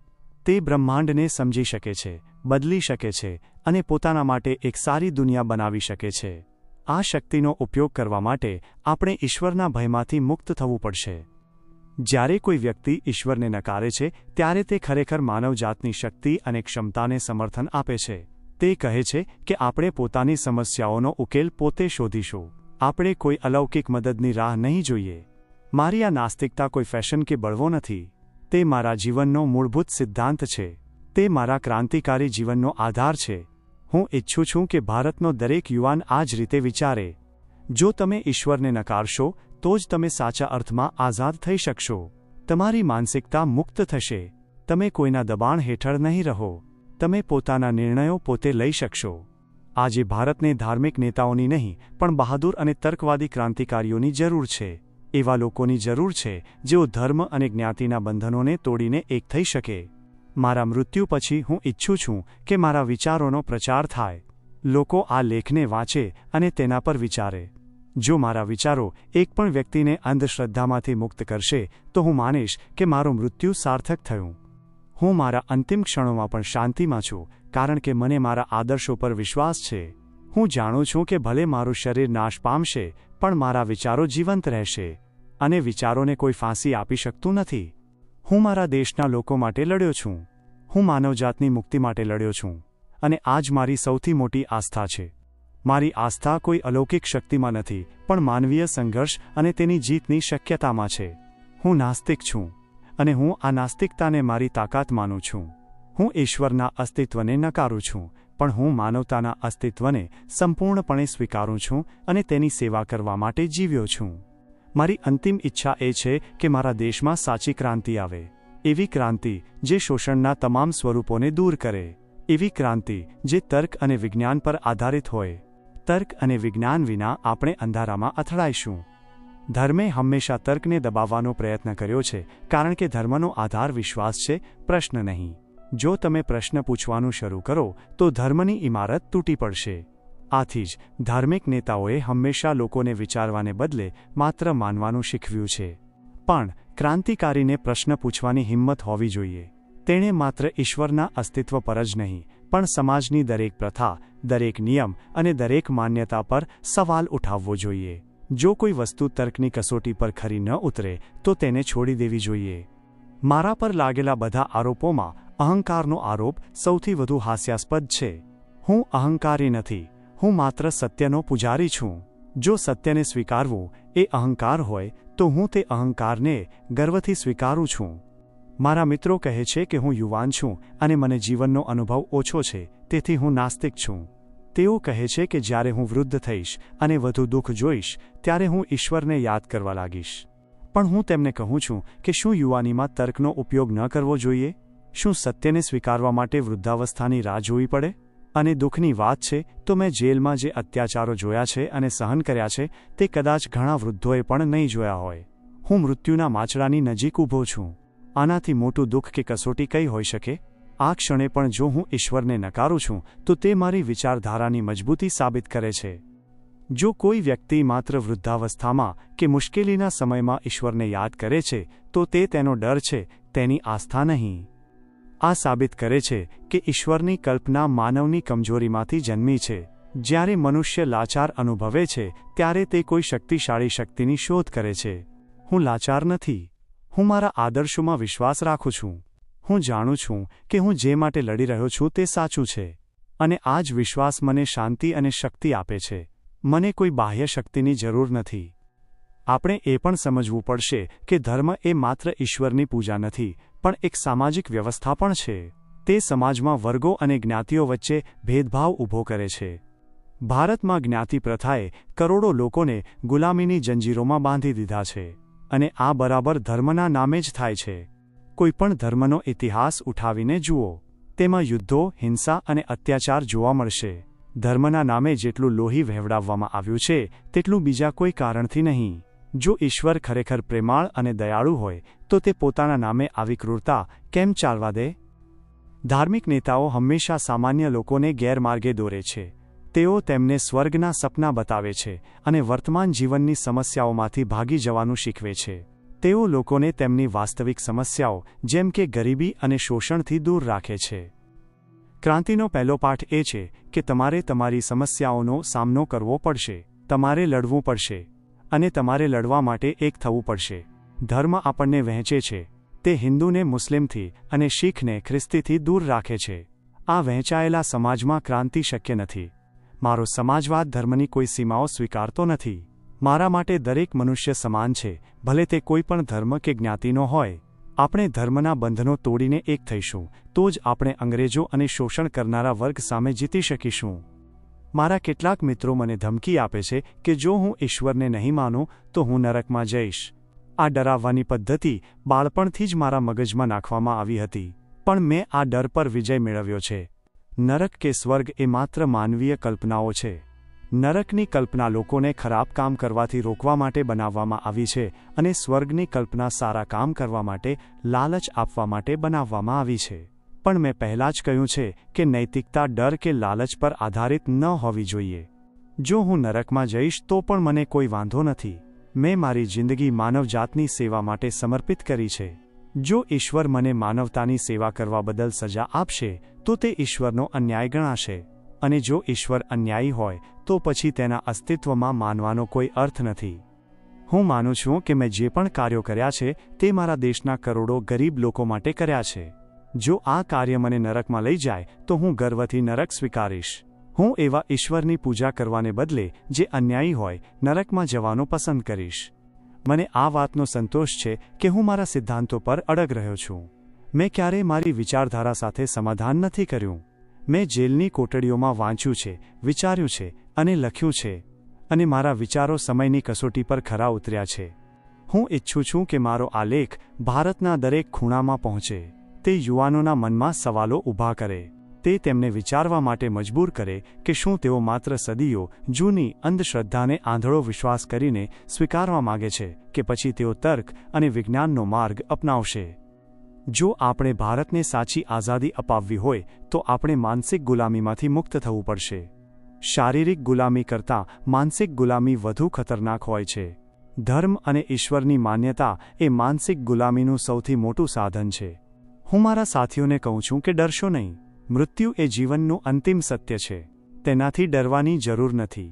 જે લોકો મૃત્યુથી ડરે છે તેઓ ઈશ્વરનો સહારો લે છે, પણ ક્રાંતિકારી મૃત્યુને ગર્વથી સ્વીકારે છે. હું મારા દેશ માટે મરી રહ્યો છું. મારું મૃત્યુ એ મારા સંઘર્ષની જીત છે. મારું મૃત્યુ લાખો યુવાનોને પ્રેરણા આપશે કે તેઓ પણ ડર વિના સત્ય માટે લડે. મારી અંતિમ ક્ષણોમાં પણ હું તર્ક અને વિજ્ઞાન પર મારો વિશ્વાસ અકબંધ રાખું છું. મને ખાતરી છે કે ભવિષ્ય સમાજવાદ અને તર્કવાદનું હશે. ધર્મ અને અંધશ્રદ્ધાનો અંત નિશ્ચિત છે. માનવતાની મુક્તિ એ જ મારો ધ્યેય છે. હું ઈશ્વરના અસ્તિત્વને નકારું છું કારણ કે હું માનવજાતને પૂજું છું. મારી પૂજા કોઈ મંદિર કે મસ્જિદમાં નથી, પણ સમાજના ગરીબ અને શોષિત લોકોની સેવામાં છે. મારી શ્રદ્ધા માણસમાં છે, તેના પ્રયાસમાં છે, તેના સંઘર્ષમાં છે. આ શ્રદ્ધા કોઈ પણ ધાર્મિક માન્યતા કરતાં વધુ મજબૂત છે. હું જ્યારે ફાંસીના માંચડા પર જઈશ ત્યારે હું કોઈ ઈશ્વરને યાદ નહીં કરું. હું મારા દેશને અને મારા આદર્શોને યાદ કરીશ. હું ગર્વથી માથું ઊંચું રાખીને મૃત્યુનો સામનો કરીશ. આ જ મારા નાસ્તિક હોવાનો સાર છે. તે કોઈ નકારાત્મકતા નથી, પણ માનવીય શક્તિમાં સકારાત્મક વિશ્વાસ છે. માનવીય શક્તિમાં મારો વિશ્વાસ અટલ છે. મેં ઇતિહાસનો અભ્યાસ કર્યો છે. મેં જોયું છે કે જ્યારે પણ માણસે કોઈ ચમત્કાર કે અલૌકિક શક્તિ પર આધાર રાખવાને બદલે પોતાની બુદ્ધિ અને મહેનત પર વિશ્વાસ રાખ્યો છે, ત્યારે તેણે હંમેશા પ્રગતિ કરી છે. શરૂઆતમાં માણસ જંગલી હતો, પ્રકૃતિથી ડરતો હતો. તેણે અગ્નિની શોધ કરી, ખેતી કરવાનું શીખ્યો અને ધીમે ધીમે સંસ્કૃતિનું નિર્માણ કર્યું. આ બધું કોઈ ઈશ્વરે આવીને શીખવ્યું નહોતું. આ બધું માનવની પોતાની તર્કશક્તિ અને પ્રયત્નોનું પરિણામ હતું. જો આપણે ઈશ્વરના અસ્તિત્વમાં વિશ્વાસ રાખીશું તો આપણે હંમેશા પોતાની જાતને નબળા અને અપૂર્ણ માનીશું. આપણે વિચારીશું કે કોઈ ઉચ્ચ શક્તિ છે જે આપણું જીવન નક્કી કરે છે. આ વિચારસરણી આપણને સંઘર્ષ કરવાથી રોકે છે. ક્રાંતિકારી ચળવળમાં સૌથી મોટી જરૂરિયાત આત્મવિશ્વાસની હોય છે. જ્યારે તમે મૃત્યુના મુખમાં ઊભા હોવ ત્યારે તમને કોઈ ઈશ્વર નહીં, પણ તમારા આદર્શોમાં રહેલો વિશ્વાસ જ બચાવી શકે છે. મને યાદ છે કે જ્યારે અમે બોમ્બ ફેંક્યા ત્યારે ઘણા ધાર્મિક લોકોએ અમને પાપી ગણાવ્યા. તેમણે કહ્યું કે અમે ઈશ્વરના ક્રોધને આમંત્રણ આપ્યું છે, પણ અમે જાણતા હતા કે અમારો હેતુ પવિત્ર છે. અમારો હેતુ કોઈ વ્યક્તિને મારવાનો નહોતો, પણ બહેરા અંગ્રેજોના કાન ખોલવાનો હતો. આ કાર્ય માટે કોઈ ધાર્મિક માન્યતાની જરૂર નહોતી, માત્ર નૈતિક દૃઢતાની જરૂર હતી. ઈશ્વર પરનો વિશ્વાસ માત્ર અંગત નથી, તે સામાજિક અને રાજકીય પણ છે. જ્યારે રાજાઓ અને શાસકો ઈશ્વરના નામે શાસન કરે છે ત્યારે તેમની સત્તાને પડકારવી મુશ્કેલ બની જાય છે. તેઓ કહે છે કે તેમની સત્તા ઈશ્વર દ્વારા આપવામાં આવી છે, તેથી તેનો વિરોધ કરવો એ પાપ છે. પ્રાચીન સમયથી લઈને આધુનિક સમય સુધી ધર્મે રાજાશાહી અને મૂડીવાદને સમર્થન આપ્યું છે. ધર્મે લોકોને શીખવ્યું છે કે શાસકનું સન્માન કરવું એ ઈશ્વરની આજ્ઞા છે. આનાથી શોષણ સરળ બની જાય છે. ક્રાંતિનો પહેલો પગથિયું આ જૂઠાણાને નકારવાનું છે. અમારે લોકોને સમજાવવું પડશે કે કોઈ રાજા કે શાસક ઈશ્વર દ્વારા મોકલવામાં આવ્યો નથી. તે માત્ર સત્તાનો દુરુપયોગ કરી રહ્યો છે. જ્યારે તમે ઈશ્વરને નકારો છો ત્યારે તમે આપોઆપ જ રાજાની સત્તાને પણ નકારો છો. આ નાસ્તિકતા ક્રાંતિનો મૂળભૂત પાયો છે. તે લોકોને માનસિક ગુલામીમાંથી મુક્ત કરે છે. હું જ્યારે જેલમાં હતો ત્યારે મેં મનોવૈજ્ઞાનિક દૃષ્ટિકોણથી પણ ધર્મનો અભ્યાસ કર્યો. મનોવિજ્ઞાન કહે છે કે જ્યારે માણસ બાળપણમાં અસહાય હોય છે ત્યારે તે પોતાના પિતા કે માતા પર આધાર રાખે છે. જ્યારે તે મોટો થાય છે અને જીવનની મુશ્કેલીઓનો સામનો કરે છે ત્યારે તે કોઈ સર્વોચ્ચ પિતાની શોધ કરે છે જે તેને રક્ષણ આપી શકે. આ સર્વોચ્ચ પિતા એટલે જ ઈશ્વર. ઈશ્વરની કલ્પના માનવીય મનની એક જરૂરિયાત છે જે તેને અસુરક્ષા અને ભયમાંથી મુક્તિ અપાવે છે. પણ જે વ્યક્તિ પોતાના પગ પર ઊભો રહી શકે છે, જે પોતાના ડરનો સામનો કરી શકે છે, તેને કોઈ આવા અલૌકિક પિતાની જરૂર નથી. ક્રાંતિકારી તરીકે અમે ઈચ્છતા નથી કે લોકો બાળકની જેમ અસહાય રહે. અમે ઈચ્છીએ છીએ કે તેઓ પુખ્ત બને, જવાબદારી સ્વીકારે અને પોતાના સંઘર્ષનું નેતૃત્વ પોતે જ કરે. મારું માનવું છે કે ઈશ્વરમાં વિશ્વાસ રાખવો એ માનસિક રોગ જેવું છે જેનો ઇલાજ માત્ર તર્ક અને વિજ્ઞાનથી જ શક્ય છે. લોકોને ડરાવીને કે લાલચ આપીને નહીં, પણ તેમને જ્ઞાન આપીને આ રોગમાંથી મુક્ત કરવા પડશે. હું ઘણીવાર જોઉં છું કે ધાર્મિક લોકો મુશ્કેલીના સમયમાં ઈશ્વરને ગાળો પણ આપે છે. તેઓ કહે છે કે ઈશ્વર અન્યાયી છે કેમ કે તે તેમની મદદ નથી કરતો. આ સાબિત કરે છે કે તેમનો વિશ્વાસ કોઈ ઊંડાણવાળી આસ્થા નથી, પણ માત્ર એક જરૂરિયાત છે. જ્યારે જરૂરિયાત પૂરી નથી થતી ત્યારે વિશ્વાસ તૂટી જાય છે. પણ મારો નાસ્તિકવાદ કોઈ જરૂરિયાત પર આધારિત નથી. તે તાર્કિક નિષ્કર્ષ પર આધારિત છે. હું ઈશ્વરના અસ્તિત્વને નકારું છું, ભલે મારા જીવનમાં બધું સારું થાય કે ખરાબ. હું ઈચ્છું છું કે યુવાનો ઈશ્વરની શોધ કરવાને બદલે પોતાનામાં રહેલી શક્તિની શોધ કરે. તમારે તમારા મગજને ખોલવું પડશે. તમારે દુનિયાને વિજ્ઞાનની આંખે જોવી પડશે. આપણે ભારતને એક ધાર્મિક રાષ્ટ્ર તરીકે નહીં, પણ એક વૈજ્ઞાનિક અને સમાજવાદી રાષ્ટ્ર તરીકે બનાવવું પડશે, જ્યાં ધર્મ નહીં, પણ તર્ક અને કાયદાનું શાસન હોય. જો આપણે ઈશ્વરના નામે લડવાનું ચાલુ રાખીશું તો આપણે ક્યારેય અંગ્રેજો સામે જીતી નહીં શકીએ. આપણી શક્તિ આપણી એકતામાં છે અને આ એકતા ધર્મથી ઉપર છે. મારા કેટલાક આસ્તિક મિત્રો મને કહે છે કે તું મૃત્યુથી ડરે છે એટલે તું ઈશ્વરને નકારી રહ્યો છે. તેઓ કહે છે કે જો તું ઈશ્વરને નકારીશ તો તે તને વધુ સજા આપશે એટલે તું બહાદુરી બતાવી રહ્યો છે. આ તર્ક પણ પાયાવિહોણો છે. જો ઈશ્વર સર્વશક્તિમાન હોય તો તે મારા ડરવાથી કે ન ડરવાથી શા માટે પ્રભાવિત થશે? અને જો તે એટલો સંકુચિત હોય કે માત્ર તેને ન માનવાથી મને સજા આપે, તો તે કેવો સર્વશક્તિમાન અને દયાળુ ઈશ્વર? આવા ઈશ્વરને માનવામાં મને કોઈ રસ નથી. હું ડરતો નથી. મારો ડર મૃત્યુ નથી, પણ કાયરતા છે. મારો ડર મારા આદર્શોથી વિચલિત થવાનો છે. હું મારા જીવનના છેલ્લા શ્વાસ સુધી મારા આદર્શો પર અડગ રહેવા માંગુ છું. મેં આ જીવનમાં ઘણું દુઃખ જોયું છે. મેં જેલમાં અત્યાચાર જોયા છે. પણ આ દુઃખોએ મને ઈશ્વર તરફ ધકેલ્યો નથી. તેનાથી વિપરીત આ દુઃખોએ મને વધુ મજબૂત બનાવ્યો છે કે હું મારા તર્ક પર વિશ્વાસ રાખું. આ દુનિયામાં દુઃખનું કારણ ઈશ્વર નહીં, પણ માણસ દ્વારા માણસનું શોષણ છે. અને આ શોષણને દૂર કરવા માટે આપણે લડવું પડશે, નહીં કે ઈશ્વરને પ્રાર્થના કરવી પડશે. મારો અંતિમ સંદેશ સ્પષ્ટ છે. ભારતની આઝાદી અને માનવજાતની મુક્તિ એકબીજા સાથે જોડાયેલા છે. અને આ મુક્તિ ત્યારે જ શક્ય છે જ્યારે આપણે ધર્મ અને ઈશ્વરની ગુલામીમાંથી મુક્ત થઈશું. આપણા સંઘર્ષમાં આપણને કોઈ ચમત્કારની જરૂર નથી. આપણને માત્ર આપણા સાથીઓની મહેનત, તેમની બુદ્ધિ અને તેમની એકતાની જરૂર છે. આ જ આપણી સાચી શક્તિ છે. હું મારા મૃત્યુને એક બીજ માનું છું જેમાંથી ભવિષ્યના ક્રાંતિકારીઓનો જન્મ થશે. અને આ ક્રાંતિકારીઓ તર્કવાદી હશે, નાસ્તિક હશે અને સમાજવાદી હશે. તેઓ કોઈ ઈશ્વરના ડરથી નહીં, પણ માનવતાના પ્રેમથી પ્રેરિત થશે. હું જીવ્યો છું અને હું મરી રહ્યો છું. અને મારી જિંદગીનો દરેક શ્વાસ મારા આદર્શોને સમર્પિત હતો. હું ગર્વથી કહી શકું છું કે મેં ક્યારેય ઈશ્વરની સામે માથું નમાવ્યું નથી. મેં માત્ર સત્ય અને તર્કની સામે જ માથું નમાવ્યું છે. સત્ય અને તર્ક એ મારા માટે ઈશ્વર સમાન છે. આ બે માર્ગદર્શક સિદ્ધાંતોએ મને જીવનના દરેક નિર્ણયમાં મદદ કરી છે. જ્યારે પણ કોઈ ધાર્મિક કે સામાજિક માન્યતા પર સવાલ ઊભો થયો ત્યારે મેં હંમેશા તર્કની કસોટી પર તેને ચકાસ્યું છે. હું મારા યુવાનોના દિવસોમાં ધાર્મિક કથાઓ અને ચમત્કારોથી આકર્ષિત થતો હતો. પણ જેમ જેમ મેં દુનિયાને વિવેચનાત્મક દૃષ્ટિકોણથી જોવાનું શરૂ કર્યું, તેમ તેમ મને સમજાયું કે આ કથાઓ માત્ર લોકોને મનોરંજન આપવા માટે છે. સત્યનો કોઈ આધાર નથી. આસ્તિકતાનો સૌથી મોટો દાવો એ છે કે ઈશ્વર જ આ સૃષ્ટિનું સર્જન કરતા છે. પણ જો આપણે ગહન વિચાર કરીએ તો આ દાવામાં કોઈ દમ નથી. સર્જનકર્તાનો વિચાર એ માત્ર મનુષ્યની સમજણની બહારની વસ્તુઓને સમજાવવા માટેની એક સરળ પદ્ધતિ છે. ધારો કે કોઈ વ્યક્તિ તમને પૂછે કે આ ઘડિયાળ કોણે બનાવી, તમે તરત જ કહેશો કે કોઈ કારીગરે બનાવી. પછી તે વ્યક્તિ પૂછે કે તે કારીગરને કોણે બનાવ્યો? તમે કહેશો કે તેના માતા પિતાએ બનાવ્યો. અને જો તે પૂછે કે તે માતા પિતાને કોણે બનાવ્યા, આ પ્રશ્નોની શ્રેણી ક્યારેય સમાપ્ત થતી નથી. આસ્તિકો અંતે આવીને કહે છે કે ઈશ્વર સ્વયંભૂ છે, તેને કોઈએ બનાવ્યો નથી. જો ઈશ્વર માટે આ નિયમ લાગુ થઈ શકે છે, તો શા માટે પ્રકૃતિ અને બ્રહ્માંડ માટે આ નિયમ લાગુ ન કરવો?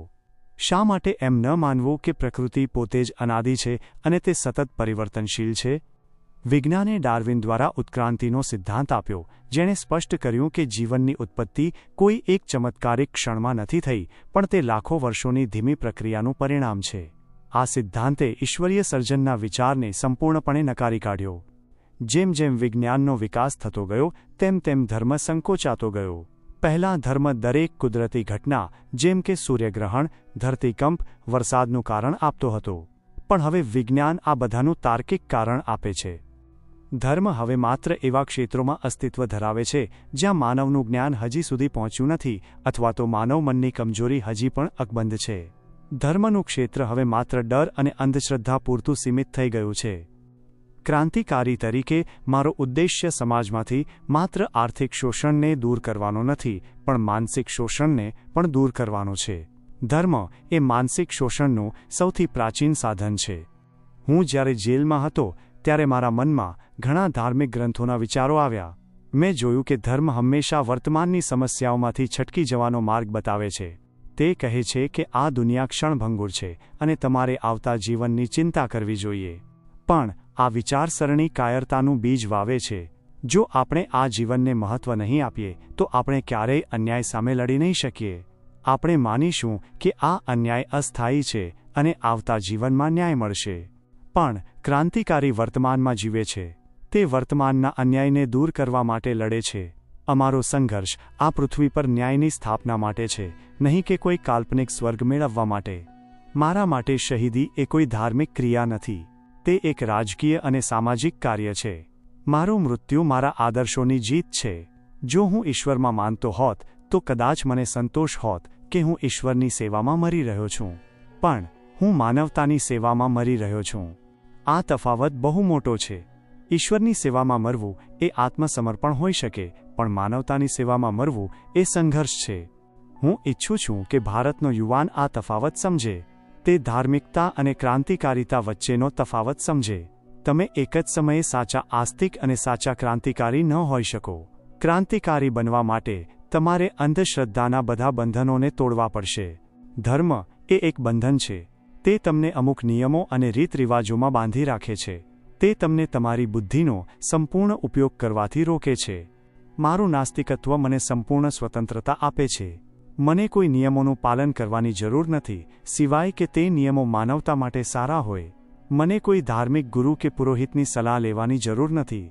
મારો ગુરુ મારો તર્ક છે. હું લોકોને પૂછું છું કે શું તમારા ઈશ્વરે ક્યારેય ગરીબી સામે લડવા માટે કે શોષણ સામે અવાજ ઉઠાવવા માટે તમને કહ્યું છે? ધર્મે હંમેશા શાંતિ અને સહનશીલતાનો ઉપદેશ આપ્યો છે, જે શોષણ કરનારા વર્ગ માટે સૌથી મોટો ફાયદો છે. જો કોઈ વ્યક્તિ તમારું શોષણ કરે છે તો ધર્મ કહે છે કે તમે સહન કરો, કેમ કે ઈશ્વર તમને આનું ફળ આપશે. પણ ક્રાંતિકારી કહે છે કે ઊભા થાઓ અને લડો. અન્યાયને સહન કરવો એ ગુનો છે. આ લડત માત્ર શારીરિક નથી, પણ માનસિક પણ છે. આપણે માનસિક ગુલામીમાંથી મુક્ત થવું પડશે. અને ઈશ્વરની કલ્પના એ માનસિક ગુલામીની સૌથી ઊંડી જડ છે. હું મારા જીવનના અંતિમ ક્ષણોમાં પણ સંપૂર્ણ જાગૃત છું. હું કોઈ ભ્રમમાં નથી જીવી રહ્યો. મને ખાતરી છે કે હું થોડા જ સમયમાં મૃત્યુ પામીશ. પણ આ મૃત્યુ મારા વિચારોનો અંત નહીં હોય. મારા વિચારો આગની જેમ ફેલાશે. મારા વિચારોનો પાયો એ જ છે કે માનવજાત જ સર્વોચ્ચ છે. કોઈ ઈશ્વર કે અલૌકિક શક્તિ નથી. આપણે જ આપણા ભાગ્યના સર્જક છીએ. હું ભારતના લોકોને વિનંતી કરું છું કે તમે તમારી આંખો ખોલો, આ શોષણની દુનિયાને જુઓ અને તેને બદલવા માટે ક્રાંતિ કરો. અને આ ક્રાંતિની શરૂઆત તમારા મનમાંથી કરો. ઈશ્વર અને ધર્મની માન્યતાઓને છોડી દો. તર્ક, વિજ્ઞાન અને માનવીય પ્રેમ એ જ આપણી મુક્તિનો સાચો માર્ગ છે. આ માર્ગ પર ચાલવા માટે તમારે બહાદુર બનવું પડશે. તમારે ડરનો સામનો કરવો પડશે. જો તમે ઈશ્વરના અસ્તિત્વને નકારશો તો તમે સાચા અર્થમાં બહાદુર બની શકશો. તમારા મનમાંથી મૃત્યુનો ડર નીકળી જશે, અને ડર વિનાનો માણસ જ ક્રાંતિ કરી શકે છે. હું ઈચ્છું છું કે આવનારી પેઢી ઈશ્વરના નામ પર નહીં પણ માનવતાના નામ પર એકબીજા સાથે જોડાય. આપણે એક એવો સમાજ બનાવીશું જ્યાં કોઈ ધાર્મિક કે જ્ઞાતિગત ભેદભાવ ન હોય. મારું નાસ્તિકત્વ કોઈ ધર્મ વિરુદ્ધનો બળવો નથી, પણ એક એવી જીવનશૈલી છે જે તર્ક અને સમાનતા પર આધારિત છે. હું દરેક વ્યક્તિના ધાર્મિક વિશ્વાસનો આદર કરું છું, પણ હું મારા તર્ક પર અડગ છું. આપણે સત્ય માટે જીવીએ છીએ અને સત્ય માટે મરીશું. અને સત્ય એ જ છે કે ઈશ્વર નથી, માત્ર મનુષ્ય છે, અને તેની શક્તિ જ બધું છે. આ શક્તિને ઓળખવી અને તેનો ઉપયોગ કરવો એ જ ક્રાંતિકારીનો ધર્મ છે. જ્યાં સુધી આપણે ઈશ્વરના ભરોસે બેસી રહીશું, ત્યાં સુધી આપણે આપણી આંતરિક શક્તિને ક્યારેય નહીં જાણી શકીએ. આપણે માનીશું કે બધું જ ઈશ્વર દ્વારા નક્કી કરવામાં આવ્યું છે અને આપણે માત્ર કઠપૂતળી છીએ. પણ હું કહું છું કે મનુષ્ય કઠપૂતળી નથી. તે એક વિચારશીલ પ્રાણી છે જે પોતાની આસપાસની દુનિયાને બદલવાની ક્ષમતા ધરાવે છે. ક્રાંતિ એ જ માનવીય ક્ષમતાનો સર્વોચ્ચ પુરાવો છે. આજે દુનિયામાં જે પણ પ્રગતિ થઈ છે તે ઈશ્વરની મરજીથી નહીં પણ માનવીય બુદ્ધિ અને મહેનતથી થઈ છે. દવાઓ, વિજ્ઞાન, ટેકનોલોજી, કલા, સાહિત્ય, માઇનસ આ બધું જ માનવ મગજનું સર્જન છે. આ સર્જનોમાં ક્યાંય કોઈ ઈશ્વરીય ચમત્કાર નથી. જો આપણે ભારતને આગળ વધારવું હોય તો આપણે આ માનવ કેન્દ્રિત વિચારસરણીને અપનાવવી પડશે. આપણે ઈશ્વરના મંદિરો બનાવવાને બદલે શાળાઓ, કારખાનાઓ અને સંશોધન કેન્દ્રો બનાવવા પડશે. આપણે ધાર્મિક વિધિઓમાં સમય વેડફવાને બદલે વિજ્ઞાન અને તર્કના અભ્યાસમાં સમય આપવો પડશે. ધર્મ અને ઈશ્વરની માન્યતાએ હંમેશા માનવીય પ્રગતિને ધીમી પાડી છે. જ્યારે પણ કોઈ નવા વૈજ્ઞાનિક વિચારનો જન્મ થયો છે ત્યારે ધર્મે તેનો વિરોધ કર્યો છે. કોપરનિકસે જ્યારે કહ્યું કે પૃથ્વી સૂર્યની આસપાસ ફરે છે ત્યારે ધાર્મિક નેતાઓએ તેનો વિરોધ કર્યો. ગેલિલીઓને સજા કરવામાં આવી કારણ કે તેણે ધર્મની જૂની માન્યતાઓને પડકારી. ભારતમાં પણ આ જ થયું છે. અહીં ધાર્મિક અંધશ્રદ્ધાએ લોકોની બુદ્ધિને બાંધી રાખી છે. આપણે જ્ઞાતિ પ્રથા, અસ્પૃશ્યતા અને અન્ય સામાજિક અન્યાયોને ધર્મના નામે સ્વીકાર્યા છે. આનાથી આપણો સમાજ નબળો પડ્યો છે. મારો નાસ્તિકવાદ મને સામાજિક અને રાજકીય અન્યાય સામે લડવાની શક્તિ આપે છે. હું કોઈ ધાર્મિક નિયમોથી બંધાયેલો નથી. હું માત્ર માનવતાના સિદ્ધાંતોનું પાલન કરું છું. ધાર્મિક લોકો હંમેશા કહે છે કે ઈશ્વર સારો છે, પણ તે ક્યારેય પુરાવો આપતા નથી. તેઓ માત્ર વિશ્વાસ કરવા માટે કહે છે. પણ હું ક્રાંતિકારી છું. હું માત્ર પુરાવા અને તર્કને સ્વીકારું છું. જો તમે ઈશ્વરના અસ્તિત્વ માટે કોઈ તાર્કિક પુરાવો આપી શકો તો હું મારો નાસ્તિકવાદ છોડવા તૈયાર છું. પણ આજ સુધી કોઈ પણ ધાર્મિક વ્યક્તિ કે પંડિત આવો કોઈ પુરાવો આપી શક્યો નથી. તેમની પાસે માત્ર ચમત્કારોની વાર્તાઓ છે જે સમયની કસોટી પર ખરી ઉતરતી નથી. હું જ્યારે જેલમાં હતો ત્યારે મેં ભારતીય સમાજની જડતા પર વિચાર કર્યો. મને સમજાયું કે ધર્મ માત્ર એક વ્યક્તિગત આસ્થા નથી પણ એક એવી સામાજિક શૃંખલા છે જે આખા દેશને જકડી રાખે છે. આ શૃંખલાને તોડ્યા વિના આપણે આઝાદ નહીં થઈ શકીએ. આપણે ભારતને માત્ર રાજકીય આઝાદી નહીં પણ સામાજિક અને માનસિક આઝાદી પણ અપાવવી પડશે. આ માનસિક આઝાદી ધર્મ અને અંધશ્રદ્ધાને નકારવાથી જ મળશે. હું મારા મૃત્યુને એક ધાર્મિક બલિદાન તરીકે નહીં પણ એક ક્રાંતિકારી કાર્ય તરીકે જોઉં છું. મેં જે કંઈ કર્યું તે મારા દેશના લોકોની જાગૃતિ માટે કર્યું. મારા મૃત્યુથી કોઈ ઈશ્વર પ્રસન્ન નહીં થાય પણ લાખો યુવાનોને ક્રાંતિ માટે પ્રેરણા મળશે. આપણી લડત એવા સમાજ માટે છે જ્યાં દરેક વ્યક્તિને સમાન અધિકાર મળે, જ્યાં ધર્મ, જ્ઞાતિ કે લિંગના આધારે કોઈ ભેદભાવ ન હોય. આ સમાજ માત્ર સમાજવાદના સિદ્ધાંતો પર જ શક્ય છે. સમાજવાદનો અર્થ જ એ છે કે દરેક મનુષ્ય સમાન છે. કોઈ ઉચ્ચ કે નીચ નથી, કોઈ શોષક કે શોષિત નથી. આ સિદ્ધાંત ઈશ્વર દ્વારા બનાવવામાં આવેલા વર્ગભેદને નકારે છે. ધર્મે હંમેશા ગરીબી અને શોષણને સ્વીકારવાનું શીખવ્યું છે પણ સમાજવાદ તેને નકારે છે. સમાજવાદ કહે છે કે ગરીબી અને શોષણ માનવીય રચના છે અને તેને માનવીય પ્રયત્નોથી દૂર કરી શકાય છે. મારું નાસ્તિકત્વ મને વધુ મજબૂત સમાજવાદી બનાવે છે. મને ખાતરી છે કે આપણે માનવજાતના ભલા માટે કામ કરી શકીએ છીએ, કોઈ સ્વર્ગ કે નરકના ડર વિના. આપણી પ્રેરણા માત્ર માનવીય પ્રેમ અને ન્યાયની ભાવના હોવી જોઈએ. જો કોઈ વ્યક્તિને સારું કામ કરવા માટે ઈશ્વરના પુરસ્કારની જરૂર હોય તો તે સારો માણસ નથી. તે માત્ર એક લોભી માણસ છે જે પુરસ્કાર માટે કામ કરી રહ્યો છે. હું કહું છું કે નૈતિકતા તમારા હૃદયમાંથી આવવી જોઈએ, બહારના કોઈ દબાણથી નહીં. મેં મારા જીવનમાં ક્યારેય કોઈ ધાર્મિક વિધિ કે પૂજાપાઠમાં સમય નથી વેડફ્યો. મેં તે સમય વાંચવામાં, વિચારવામાં અને ક્રાંતિકારી પ્રવૃત્તિઓમાં આપ્યો છે. અને હું માનું છું કે મેં મારા જીવનનો શ્રેષ્ઠ ઉપયોગ કર્યો છે. આજે જ્યારે હું મૃત્યુની નજીક ઊભો છું ત્યારે મારા મનમાં કોઈ ડર નથી. હું શાંત છું અને સંતુષ્ટ છું. આ શાંતિ મારા નાસ્તિકત્વમાંથી આવે છે, મારા તર્કમાંથી આવે છે. મને કોઈ આત્માના અમરત્વમાં વિશ્વાસ નથી. મને ખબર છે કે મારું શરીર નાશ પામશે, પણ મારા વિચારો જીવંત રહેશે. મારા વિચારો એ જ મારી વારસો છે. હું ઈચ્છું છું કે મારા સાથીઓ પણ ડર વિના આ લડાઈને આગળ ધપાવે. ઈશ્વરના ડરને છોડી દો. માણસના ડરને છોડી દો. માત્ર અન્યાય અને શોષણ સામે લડો. આપણી શક્તિ આપણા જ્ઞાનમાં છે, આપણા તર્કમાં છે અને આપણા સંગઠનમાં છે. આ શક્તિને કોઈ ઈશ્વર છીનવી શકતો નથી. હું મારા જીવનના છેલ્લા શ્વાસ સુધી સત્ય અને તર્કની સાથે રહીશ. આ જ મારો અંતિમ સંકલ્પ છે. આ સંકલ્પ મને જેલની કોટડીઓમાં પણ મજબૂત રાખે છે. જ્યારે આસપાસનું વાતાવરણ નિરાશાજનક હોય છે ત્યારે તર્કનો પ્રકાશ જ મને સાચો માર્ગ બતાવે છે.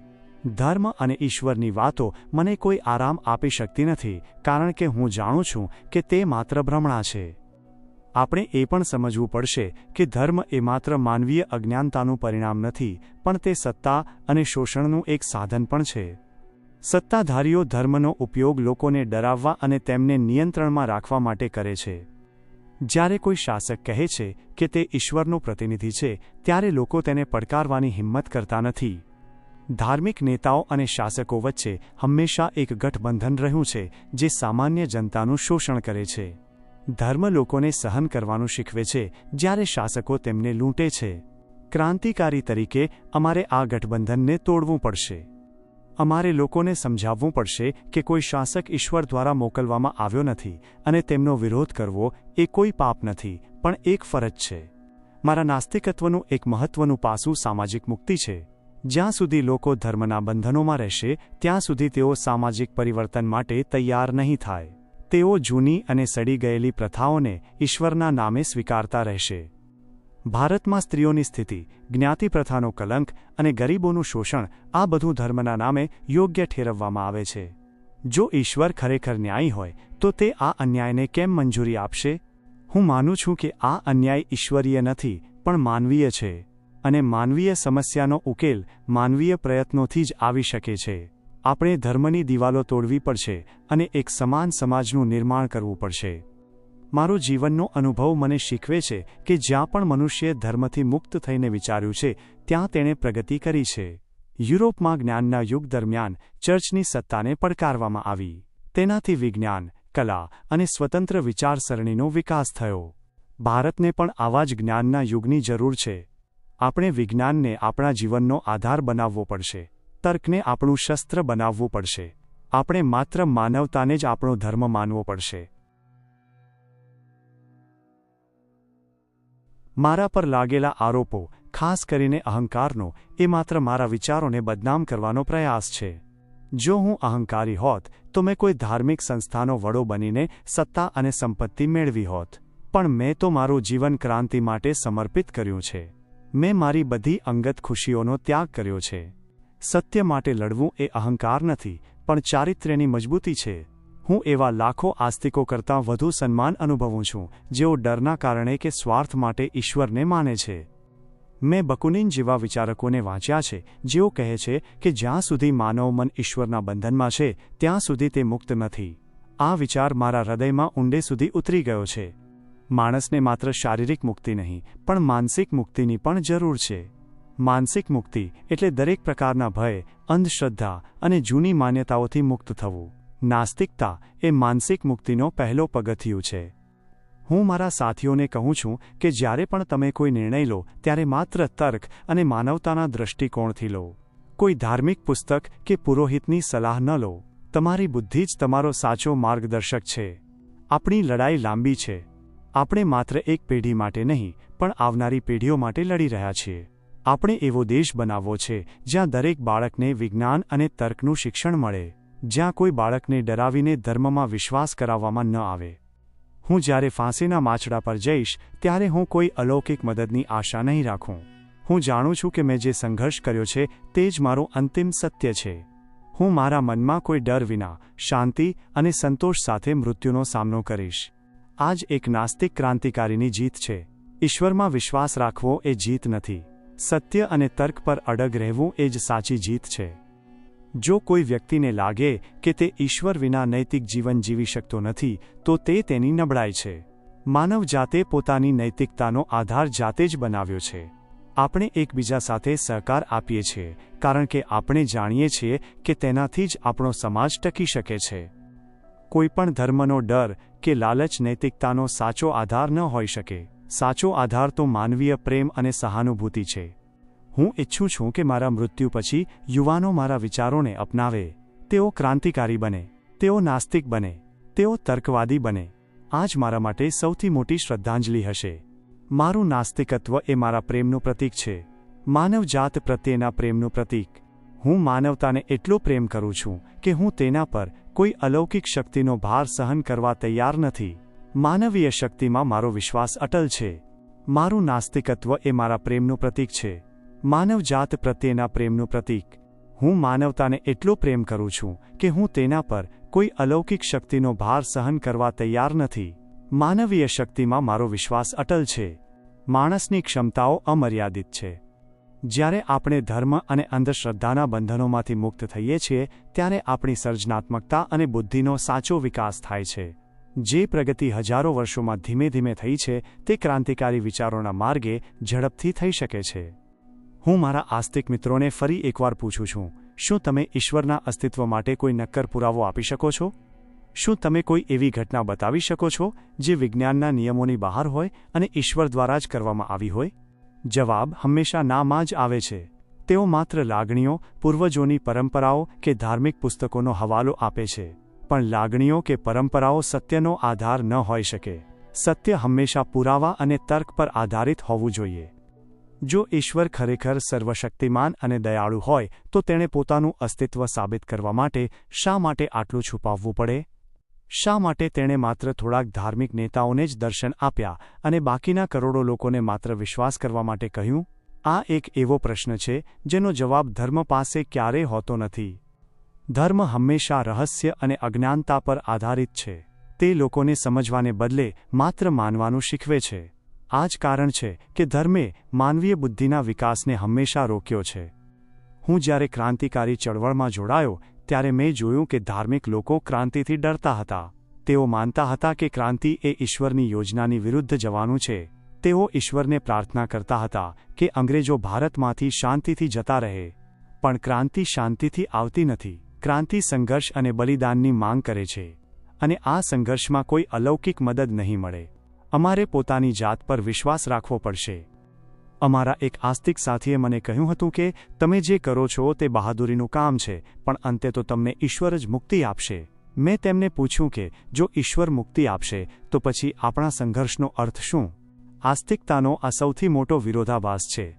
જો ઈશ્વર જ બધું કરવાવાળો છે તો પછી માણસની મહેનત અને બલિદાનનું શું મૂલ્ય?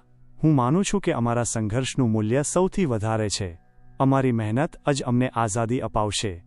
હું નાસ્તિક બન્યો કારણ કે મને મારા સાથી ક્રાંતિકારીઓ અને દેશના લોકોની શક્તિમાં વધુ વિશ્વાસ હતો ઈશ્વરની શક્તિ કરતાં. હું જાણું છું કે અમે સાથે મળીને દુનિયાને બદલી શકીએ છીએ. મારા માટે પ્રાર્થના એ સમયનો વ્યય છે. જે સમય પ્રાર્થનામાં વેડફવામાં આવે છે તે સમય જો ગરીબોની મદદ કરવામાં, શિક્ષણ મેળવવામાં કે ક્રાંતિકારી કાર્યોમાં વાપરવામાં આવે તો દુનિયામાં ઘણો મોટો બદલાવ આવી શકે છે. મારો અંતિમ સંદેશ એ છે કે યુવાનોએ ડરપોક ન બનવું જોઈએ. ઈશ્વરનો ડર એ સૌથી મોટો ડર છે જે માણસને કાયર બનાવે છે. આ ડરને છોડી દો. જ્યારે તમે ઈશ્વરના ડરમાંથી મુક્ત થશો ત્યારે તમે મૃત્યુના ડરમાંથી પણ મુક્ત થઈ જશો. અને એક ડર વિનાનો માણસ જ સાચો ક્રાંતિકારી બની શકે છે. આપણી લડાઈ માત્ર રાજકીય નથી પણ માનસિક અને સામાજિક પણ છે. આપણે જૂની અને જડ માન્યતાઓના પાયાને હચમચાવવો પડશે. આપણે એક નવો સમાજ બનાવવો છે જ્યાં ધર્મ નહીં પણ માનવતાનો ધર્મ સર્વોપરી હોય. હું મારા આદર્શો પર અડગ છું. મેં મારું જીવન મારા દેશ અને માનવજાતની મુક્તિ માટે સમર્પિત કર્યું છે. આનાથી મોટી કોઈ આસ્થા નથી. હું ફાંસીના માચડા પર જઈશ પણ મારા મનમાં કોઈ પસ્તાવો કે ડર નથી. હું જાણું છું કે મારું મૃત્યુ વ્યર્થ નહીં જાય. મારું લોહી લાખો યુવાનોને નવી પ્રેરણા આપશે. હું ગર્વથી મરીશ. હું નાસ્તિક છું અને હું મારા નાસ્તિકત્વને ગર્વથી સ્વીકારું છું. મિત્રો, અત્યાર સુધી તમે સાંભળ્યો ભગતસિંહનો લેખ હું નાસ્તિક કેમ છું. અહીં તેમણે ઈશ્વર વિશેના પોતાના વિચારો સ્પષ્ટ કર્યા. પરંતુ ભગતસિંહ માત્ર નાસ્તિક નહોતા, તેઓ એક સ્વપ્નદ્રષ્ટા હતા. જેલની કોટડીમાં બેસીને તેઓ માત્ર ધર્મ વિશે જ નહીં, પણ દેશની આઝાદી, ક્રાંતિનો સાચો અર્થ અને યુવાનોની ફરજ વિશે પણ ઘણું વિચારતા હતા. તો ચાલો હવે આપણે આ ઓડિયો બુકના બીજા અને સૌથી મહત્વના ભાગ તરફ આગળ વધીએ. હવે ભગતસિંહ પોતે આપણને જણાવશે કે તેમના મતે સાચી આઝાદી શું છે, તેમને કેવું ભારત જોઈએ છે અને તેમના મતે ક્રાંતિનો સાચો અર્થ શું છે. ચાલો સાંભળીએ ભગતસિંહના દિલની વાત તેમના જ અવાજમાં. મિત્રો, મેં તમને મારા પહેલા પત્રમાં મારી નાસ્તિકતા વિશે વાત કરી હતી. મેં તમને કહ્યું હતું કે ઈશ્વર નથી અને આ બ્રહ્માંડ કોઈ જાદુથી નથી ચાલતું. પણ આજે મારે તમારી સાથે એક એવી વાત કરવી છે જે મારા હૃદયની સૌથી નજીક છે અને જેના માટે મેં મારું આખું જીવન હોમી દીધું છે. અને એ વાત છે ક્રાંતિની. આજે જ્યારે હું આ જેલની કાળી કોટડીમાં બેઠો છું, ત્યારે મને બહારની દુનિયાના અવાજો સંભળાય છે. લોકો મારા વિશે વાતો કરે છે. અખબારોમાં મારા વિશે લેખો છપાય છે. કોઈ મને હીરો કહે છે તો કોઈ મને નફરતથી આતંકવાદી કહે છે. અંગ્રેજ સરકાર મને અને મારા સાથીઓને લોહી તરસ્યા રાક્ષસ ગણાવે છે. તેમને લાગે છે કે ભગતસિંહ અને તેના સાથીઓને માત્ર મારકાપમાં જ રસ છે. તેમને લાગે છે કે અમને માણસોને મારવામાં મજા આવે છે. પણ મિત્રો, શું આ સાચું છે? તમે જ તમારા દિલ પર હાથ મૂકીને વિચારો કે શું કોઈ પણ માણસને બીજા માણસનો જીવ લેવામાં આનંદ આવી શકે? હું તો 21 વર્ષનો યુવાન છું. મારી ઉંમરના યુવાનો તો કોલેજમાં ભણે છે, પ્રેમ કરે છે, સપના જુએ છે અને ભવિષ્ય બનાવે છે. તો પછી મેં આ રસ્તો કેમ પસંદ કર્યો? શા માટે મેં હાથમાં પુસ્તકોની જગ્યાએ પિસ્તોલ પકડી? શા માટે મેં મારા ઘરના સુખચેનને છોડીને આ જેલની સજા પસંદ કરી? તમારે સમજવું પડશે કે અમને હિંસાનો કોઈ શોખ નથી. અમને કોઈને મારવામાં કોઈ રસ નથી. મેં અને મારા સાથીઓએ જ્યારે પણ હથિયાર ઉપાડ્યા છે ત્યારે અમારું હૃદય રડ્યું છે, અમારો આત્મા કકડી ઉઠ્યો છે. પણ અમે મજબૂર હતા. જ્યારે અન્યાયની સીમા પાર થઈ જાય, જ્યારે જુલમ એટલો વધી જાય કે સામાન્ય માણસનો શ્વાસ રૂંધાવા લાગે, ત્યારે શાંતિની વાતો કરવી એ કાયરતા કહેવાય. લોકો ક્રાંતિ શબ્દ સાંભળે છે એટલે તેમના મગજમાં માત્ર બોમ્બ અને બંદૂકોના ચિત્રો આવે છે. તેમને લાગે છે કે ક્રાંતિ એટલે લોહીની નદીઓ, ક્રાંતિ એટલે આગ અને વિનાશ. પણ હું તમને આજે ક્રાંતિનો સાચો અર્થ સમજાવવા માંગુ છું. અને હું ઈચ્છું છું કે તમે આ વાતને તમારા મગજમાં ઉતારી લો, કારણ કે અંગ્રેજો તો ચાલ્યા જશે, પણ જો તમે ક્રાંતિનો અર્થ નહીં સમજો તો આ દેશ ક્યારેય સાચો આઝાદ નહીં થાય. ક્રાંતિ એટલે માત્ર બોમ્બ ફોડવા કે ગોળીઓ ચલાવવી એ નથી. ક્રાંતિની તલવાર તો વિચારોની સરાણ પર ઘસાઈને ધારદાર બને છે. આ વાક્ય મેં અદાલતમાં પણ કહ્યું હતું અને આજે ફરીથી તમારા કાનમાં ગુંજતું કરવા માંગુ છું. બોમ્બ અને પિસ્તોલ તો ક્રાંતિના બહુ નાના અને ક્ષુદ્ર સાધનો છે. ક્યારેક તેની જરૂર પડે છે. જેમ ઓપરેશન કરવા માટે ડોક્ટરને શરીર પર કાપો મૂકવો પડે છે, તેમ સમાજની સડેલી વ્યવસ્થાને સુધારવા માટે ક્યારેક અમારે પણ કઠોર થવું પડે છે. પણ તે અમારો શોખ નથી, તે અમારી સારવાર છે. ક્રાંતિનો સાચો અર્થ છે પરિવર્તન. ક્રાંતિનો અર્થ છે બદલાવ. એક એવી વ્યવસ્થાને બદલવી જે વર્ષોથી ગરીબોનું લોહી ચૂસી રહી છે. તમે જુઓ આપણી આસપાસ શું થઈ રહ્યું છે. એક બાજુ અંગ્રેજ અફસરો છે જે આપણા દેશની સંપત્તિ લૂંટીને પોતાના દેશમાં લઈ જાય છે અને બીજી બાજુ આપણા જ દેશના ગરીબ ખેડૂતો અને મજૂરો છે જે આખો દિવસ તન તોડીને મહેનત કરે છે, છતાં તેમને 2 ટંકનું ભોજન પણ નસીબ નથી થતું. શું આ ન્યાય છે? શું ઈશ્વરે આ દુનિયા આવી બનાવી હતી? ના, આ દુનિયા માણસોએ બનાવી છે અને માણસોએ જ આ ભેદભાવ ઊભા કર્યા છે. તો મારો સવાલ એ છે કે આપણે આઝાદી કોના માટે માંગીએ છીએ? શું આપણે માત્ર એટલું જ ઈચ્છીએ છીએ કે ગોરા સાહેબો ખુરશી પરથી ઉતરી જાય અને આપણા ભારતીય નેતાઓ એ ખુરશી પર બેસી જાય? જો આવું થશે તો હું કહીશ કે અમારું બલિદાન વ્યર્થ ગયું. જો અંગ્રેજો ચાલ્યા જાય અને તેમની જગ્યાએ ભારતીય જમીનદારો, ભારતીય રાજાઓ અને ભારતીય શેઠિયાઓ ગરીબોનું શોષણ કરવાનું ચાલુ રાખે તો સામાન્ય માણસને શું ફેર પડવાનો છે? પહેલા ગોરો સાહેબ ચાબુક મારતો હતો, હવે કાળો સાહેબ ચાબુક મારશે. દર્દ તો એનું એ જ રહેવાનું છે. ભૂખ તો એની એ જ રહેવાની છે. હવે હું મારી વાતનું રૂખ બદલું છું અને ખાસ કરીને મારા યુવાન મિત્રો સાથે વાત કરવા માંગુ છું, જેઓ કોલેજોમાં અને શાળાઓમાં ભણે છે, જેમના હાથમાં ભારતનું ભવિષ્ય છે. ઘણીવાર મને સાંભળવા મળે છે અને વડીલો પણ કહે છે કે વિદ્યાર્થીઓએ રાજકારણમાં પડવું ન જોઈએ. વિદ્યાર્થીઓનું કામ તો માત્ર ભણવાનું છે, તેમણે માત્ર ડિગ્રીઓ લેવાની છે અને નોકરી શોધવાની છે. રાજકારણ તો ગંદા લોકોનું કામ છે. પણ મિત્રો, હું આ વાત સાથે જરા પણ સહમત નથી. હું પૂછું છું કે જે દેશ ગુલામ હોય, જે દેશમાં રોજ લાખો લોકો ભૂખે મરતા હોય, ત્યાંનો વિદ્યાર્થી માત્ર પુસ્તકોમાં માથું ઘાલીને કેવી રીતે બેસી શકે? શું તમારું લોહી નથી ઉકળતું જ્યારે તમે તમારા જ દેશના લોકોને રીબાતા જુઓ છો? જો તમારા ઘરમાં આગ લાગી હોય તો શું તમે ખૂણામાં બેસીને ગણિતના દાખલા ગણશો કે પહેલા ડોલ લઈને આગ ઓલવવા દોડશો? ભારત આપણું ઘર છે અને આજે આ ઘર સળગી રહ્યું છે. ચારે બાજુ લૂંટ અને અત્યાચારની આગ લાગી છે. આવા સમયે જો ભારતનો યુવાન કહેશે કે હું તો માત્ર ભણવામાં ધ્યાન આપીશ, તો ઇતિહાસ તેને ક્યારેય માફ નહીં કરે.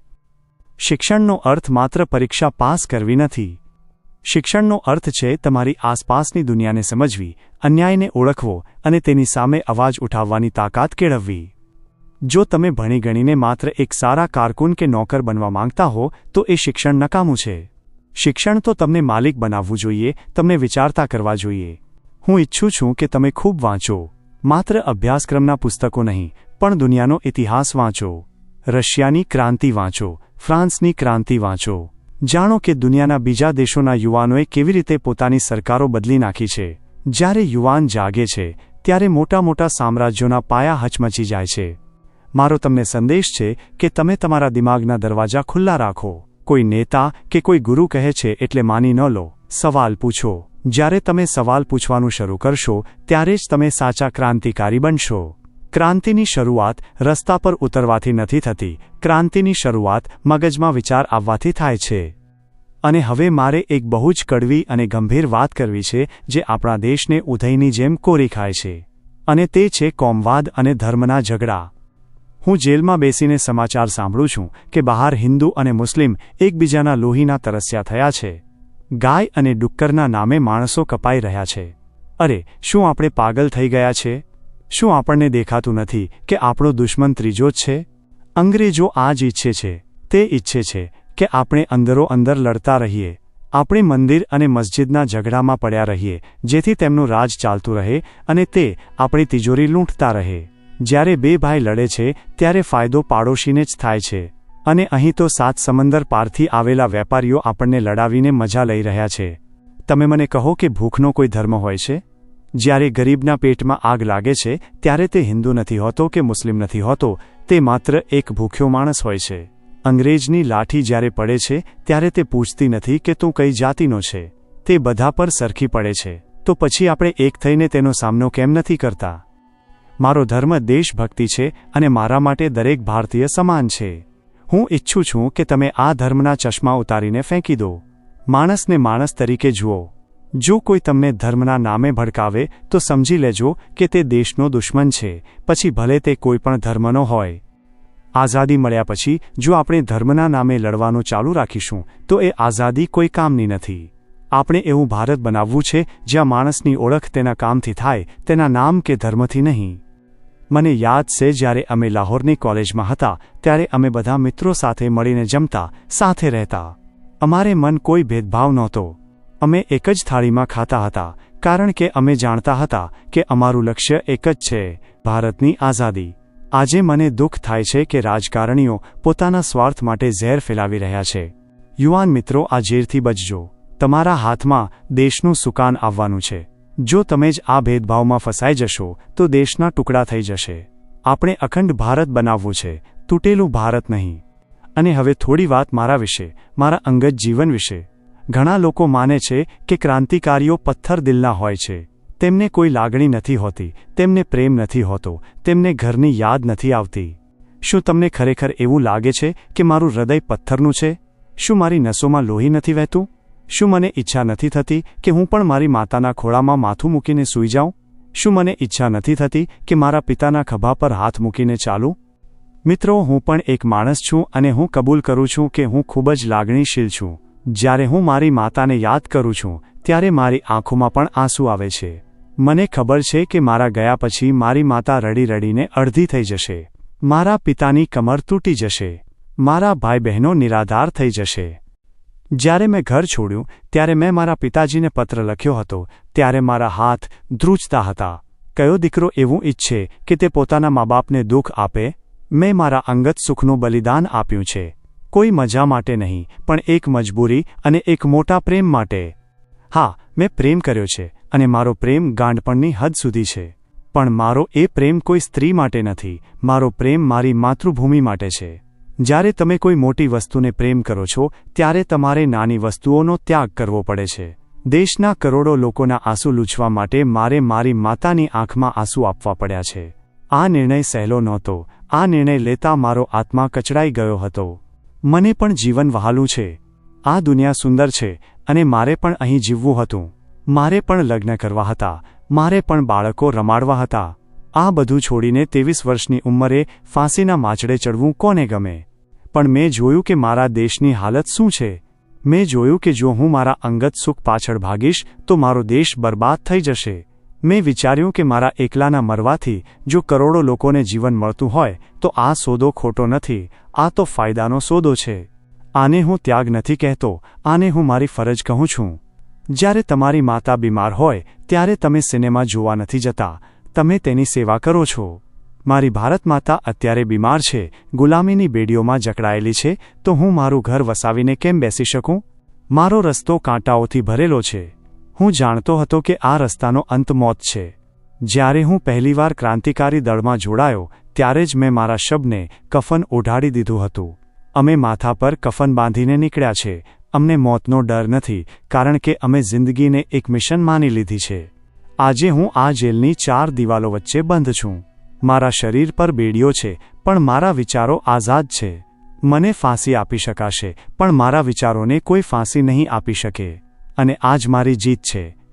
જ્યારે હું કોર્ટમાં ઊભો હતો ત્યારે જજ સાહેબ મને પૂછતા હતા કે શું મને પસ્તાવો છે. મેં હસીને કહ્યું હતું કે પસ્તાવો શેનો? મેં તો મારું કર્તવ્ય બજાવ્યું છે. પસ્તાવો તો એ વાતનો છે કે હું મારા દેશ માટે માત્ર એક જ વાર મરી શકીશ. જો મને 100 જિંદગી મળે તો હું 100 વાર મારા દેશ પર કુરબાન કરી દઉં તો પણ આ ઋણ ચૂકવી ન શકું. હવે મારા જીવનના પુસ્તકનું છેલ્લું પાનું લખાઈ રહ્યું છે. લાહોર જેલની આ કોટડી હવે મારું ઘર બની ગઈ છે. અહીંની હવા ભારે છે, પણ મારા વિચારો હળવા ફૂલ જેવા છે. બહારની દુનિયામાં લોકો મારા જીવન અને મૃત્યુની ચર્ચાઓ કરી રહ્યા છે, પણ અહીં અંદર હું મારી જાત સાથે સંવાદ કરી રહ્યો છું. મને ખબર છે કે થોડા જ કલાકોમાં સૂર્યોદય પહેલા જેલર આવશે. તેમના હાથમાં કાળો આદેશ હશે. મને નવડાવવામાં આવશે, કાળા કપડાં પહેરાવવામાં આવશે અને હાથ પાછળ બાંધી દેવામાં આવશે. પછી મને એ ચબૂતરા તરફ લઈ જવામાં આવશે જ્યાં દોરડું લટકી રહ્યું હશે. સામાન્ય માણસ માટે આ દ્રશ્ય ભયાનક હોઈ શકે છે. મોતનું નામ સાંભળીને મોટા મોટા યોદ્ધાઓના પગ પણ ધ્રુજી જાય છે. પણ મિત્રો, મને જુઓ. શું તમને મારા ચહેરા પર કોઈ કરચલી દેખાય છે? શું મારા અવાજમાં કોઈ ધ્રુજારી છે? ના, કારણ કે મેં મોત સાથે દોસ્તી કરી લીધી છે. જ્યારે તમે કોઈને પ્રેમ કરો છો ત્યારે તમને તેને મળવાનો ડર નથી લાગતો, પણ ઉત્સાહ હોય છે. આઝાદી મારી દુલ્હન છે અને મોત એ મારા લગ્નનો મંડપ છે. ઘણા લોકો મને પૂછે છે કે ભગતસિંહ, તું તો નાસ્તિક છે, તું તો ભગવાનમાં માનતો નથી, તો પછી તને એ ડર નથી લાગતો કે મર્યા પછી તારું શું થશે? જો નરક હશે તો? જો ભગવાન તને સજા કરશે તો? મારો જવાબ સાંભળો. હું નાસ્તિક છું એનો અર્થ એ નથી કે હું અંધ છું. મેં વિચાર્યું છે, વાંચ્યું છે અને સમજ્યું છે. જો કોઈ ઈશ્વર હોય અને તે ખરેખર ન્યાયી હોય તો તે મને મારા વિચારો માટે સજા નહીં કરે. તે જોશે કે મેં મારું જીવન કોઈ પાપ કરવામાં નહીં, પણ ગરીબોના આંસુ લૂછવામાં વિતાવ્યું છે. મેં કોઈનું ખરાબ નથી કર્યું. મેં તો માત્ર મારા ગુલામ દેશને આઝાદ કરાવવાની કોશિશ કરી છે. અને જો ઈશ્વર માત્ર એટલે જ મને નરકમાં મોકલે કે મેં તેની પૂજા નથી કરી, ભલે મેં સારા કામ કર્યા હોય, તો એવો ઈશ્વર મને મંજૂર નથી. એવા અહંકારી ઈશ્વરના સ્વર્ગમાં રહેવા કરતાં હું નરકમાં જઈને મારા ક્રાંતિકારી સાથીઓ સાથે રહેવાનું પસંદ કરીશ. ત્યાં પણ અમે અન્યાય સામે હડતાલ કરીશું. મારી લડાઈ માત્ર આ લોકમાં જ નહીં, પરલોકમાં પણ ચાલુ રહેશે. થોડા દિવસ પહેલા જેલના એક વૃદ્ધ વોર્ડન મારી પાસે આવ્યા. તે બહુ ભલા માણસ છે. તેમણે મને કહ્યું, દીકરા, હવે તો છેલ્લો સમય છે. હવે તો વાહેગુરુનું નામ લઈ લે. તારું ભલું થશે. તેમની આંખમાં આંસુ હતા. હું તેમનો આદર કરું છું. પણ મેં તેમને કહ્યું, બાબા, મેં આખી જિંદગી તર્કનો સાથ આપ્યો છે. મેં લોકોને કહ્યું છે કે પોતાની તાકાત પર ભરોસો કરો, ભગવાન પર નહીં. હવે જ્યારે મોત સામે ઊભું છે ત્યારે જો હું ડરીને પ્રાર્થના કરવા લાગું તો ઇતિહાસ મને શું કહેશે? લોકો કહેશે કે ભગતસિંહ જીવ્યો વાઘની જેમ પણ મર્યો કાયરની જેમ. લોકો કહેશે કે અંદરથી તો એ ડરપોક હતો. મારે મારા દેશના યુવાનોને એ સાબિત કરીને બતાવવું છે કે એક માણસ કોઈપણ અલૌકિક શક્તિના ટેકા વગર પણ માત્ર પોતાના આત્મવિશ્વાસના જોરે હસતા હસતા ફાંસીએ લટકી શકે છે. મારે એ ડર તોડવો છે. જો હું આજે પ્રાર્થના કરીશ તો હું મારી જાતની નજરમાં પડી જઈશ, અને પોતાની નજરમાં પડીને સ્વર્ગમાં જવું એના કરતાં માથું ઊંચું રાખીને ફાંસીએ ચડવું મને વધારે વહાલું છે. અને હા, મારે મારી મા વિશે વાત કરવી છે. મારી માતા વિદ્યાવતી. મને ખબર છે કે તે અત્યારે રડતી હશે. જ્યારે તેને ખબર પડશે કે તેના લાડકા દીકરાને ફાંસી આપી દેવામાં આવી છે ત્યારે તેનું કાળજું કપાઈ જશે. માં, તું રડતી નહીં. જો તું રડીશ તો લોકો કહેશે કે ભગતસિંહની માં નબળી છે. તારે તો ગર્વ લેવો જોઈએ. તારા દીકરાએ કોઈ ચોરી નથી કરી, કોઈનું ખૂન નથી કર્યું. તારા દીકરાએ ભારત માતાની લાજ બચાવવા માટે પોતાના માથાનું બલિદાન આપ્યું છે. મેં તને વચન આપ્યું હતું કે હું દેશને આઝાદી અપાવીશ. કદાચ હું જીવતે જીવ આઝાદી જોઈ નહીં શકું, પણ મારો આત્મા એ આઝાદીના સવારમાં ભળી જશે. જ્યારે પણ તું ખેતરોમાં લહેરાતા પાકને જોઈશ ત્યારે માનજે કે એમાં મારો અંશ છે. જ્યારે પણ કોઈ યુવાન અન્યાય સામે મુઠ્ઠી ઉગામશે ત્યારે માનજે કે એમાં મારો અવાજ છે. હું મરીશ નહીં માં, હું તો આ દેશની માટીમાં ભળીને અમર થઈ જઈશ. મિત્રો, આઝાદી સહેલાઈથી નથી મળતી. આપણે જે વૃક્ષના ફળ ખાવા માંગીએ છીએ તેને લોહીનું પાણી પાવું પડે છે. આજે અમે અમારું લોહી આપી રહ્યા છીએ. સુખદેવ, રાજગુરુ અને હું, અમે 3 મિત્રો એકસાથે આ સફર પર નીકળ્યા છીએ. અમને કોઈ અફસોસ નથી, પણ મારી ચિંતા તમે છો. ભારતનું ભવિષ્ય. મને ડર છે કે મારા ગયા પછી તમે રસ્તે રખડી ન પડો. મને ડર છે કે તમે લાગણીઓના પ્રવાહમાં તણાઈને ખોટા રસ્તે ન ચડી જાઓ. યાદ રાખજો, માત્ર જોશથી કામ નહીં ચાલે, હોશ પણ જોઈશે. પિસ્તોલ અને બોમ્બ ક્રાંતિ નથી લાવતા. એ તો મજબૂરીના હથિયારો છે. સાચી ક્રાંતિ લાવશે તમારા વિચારો.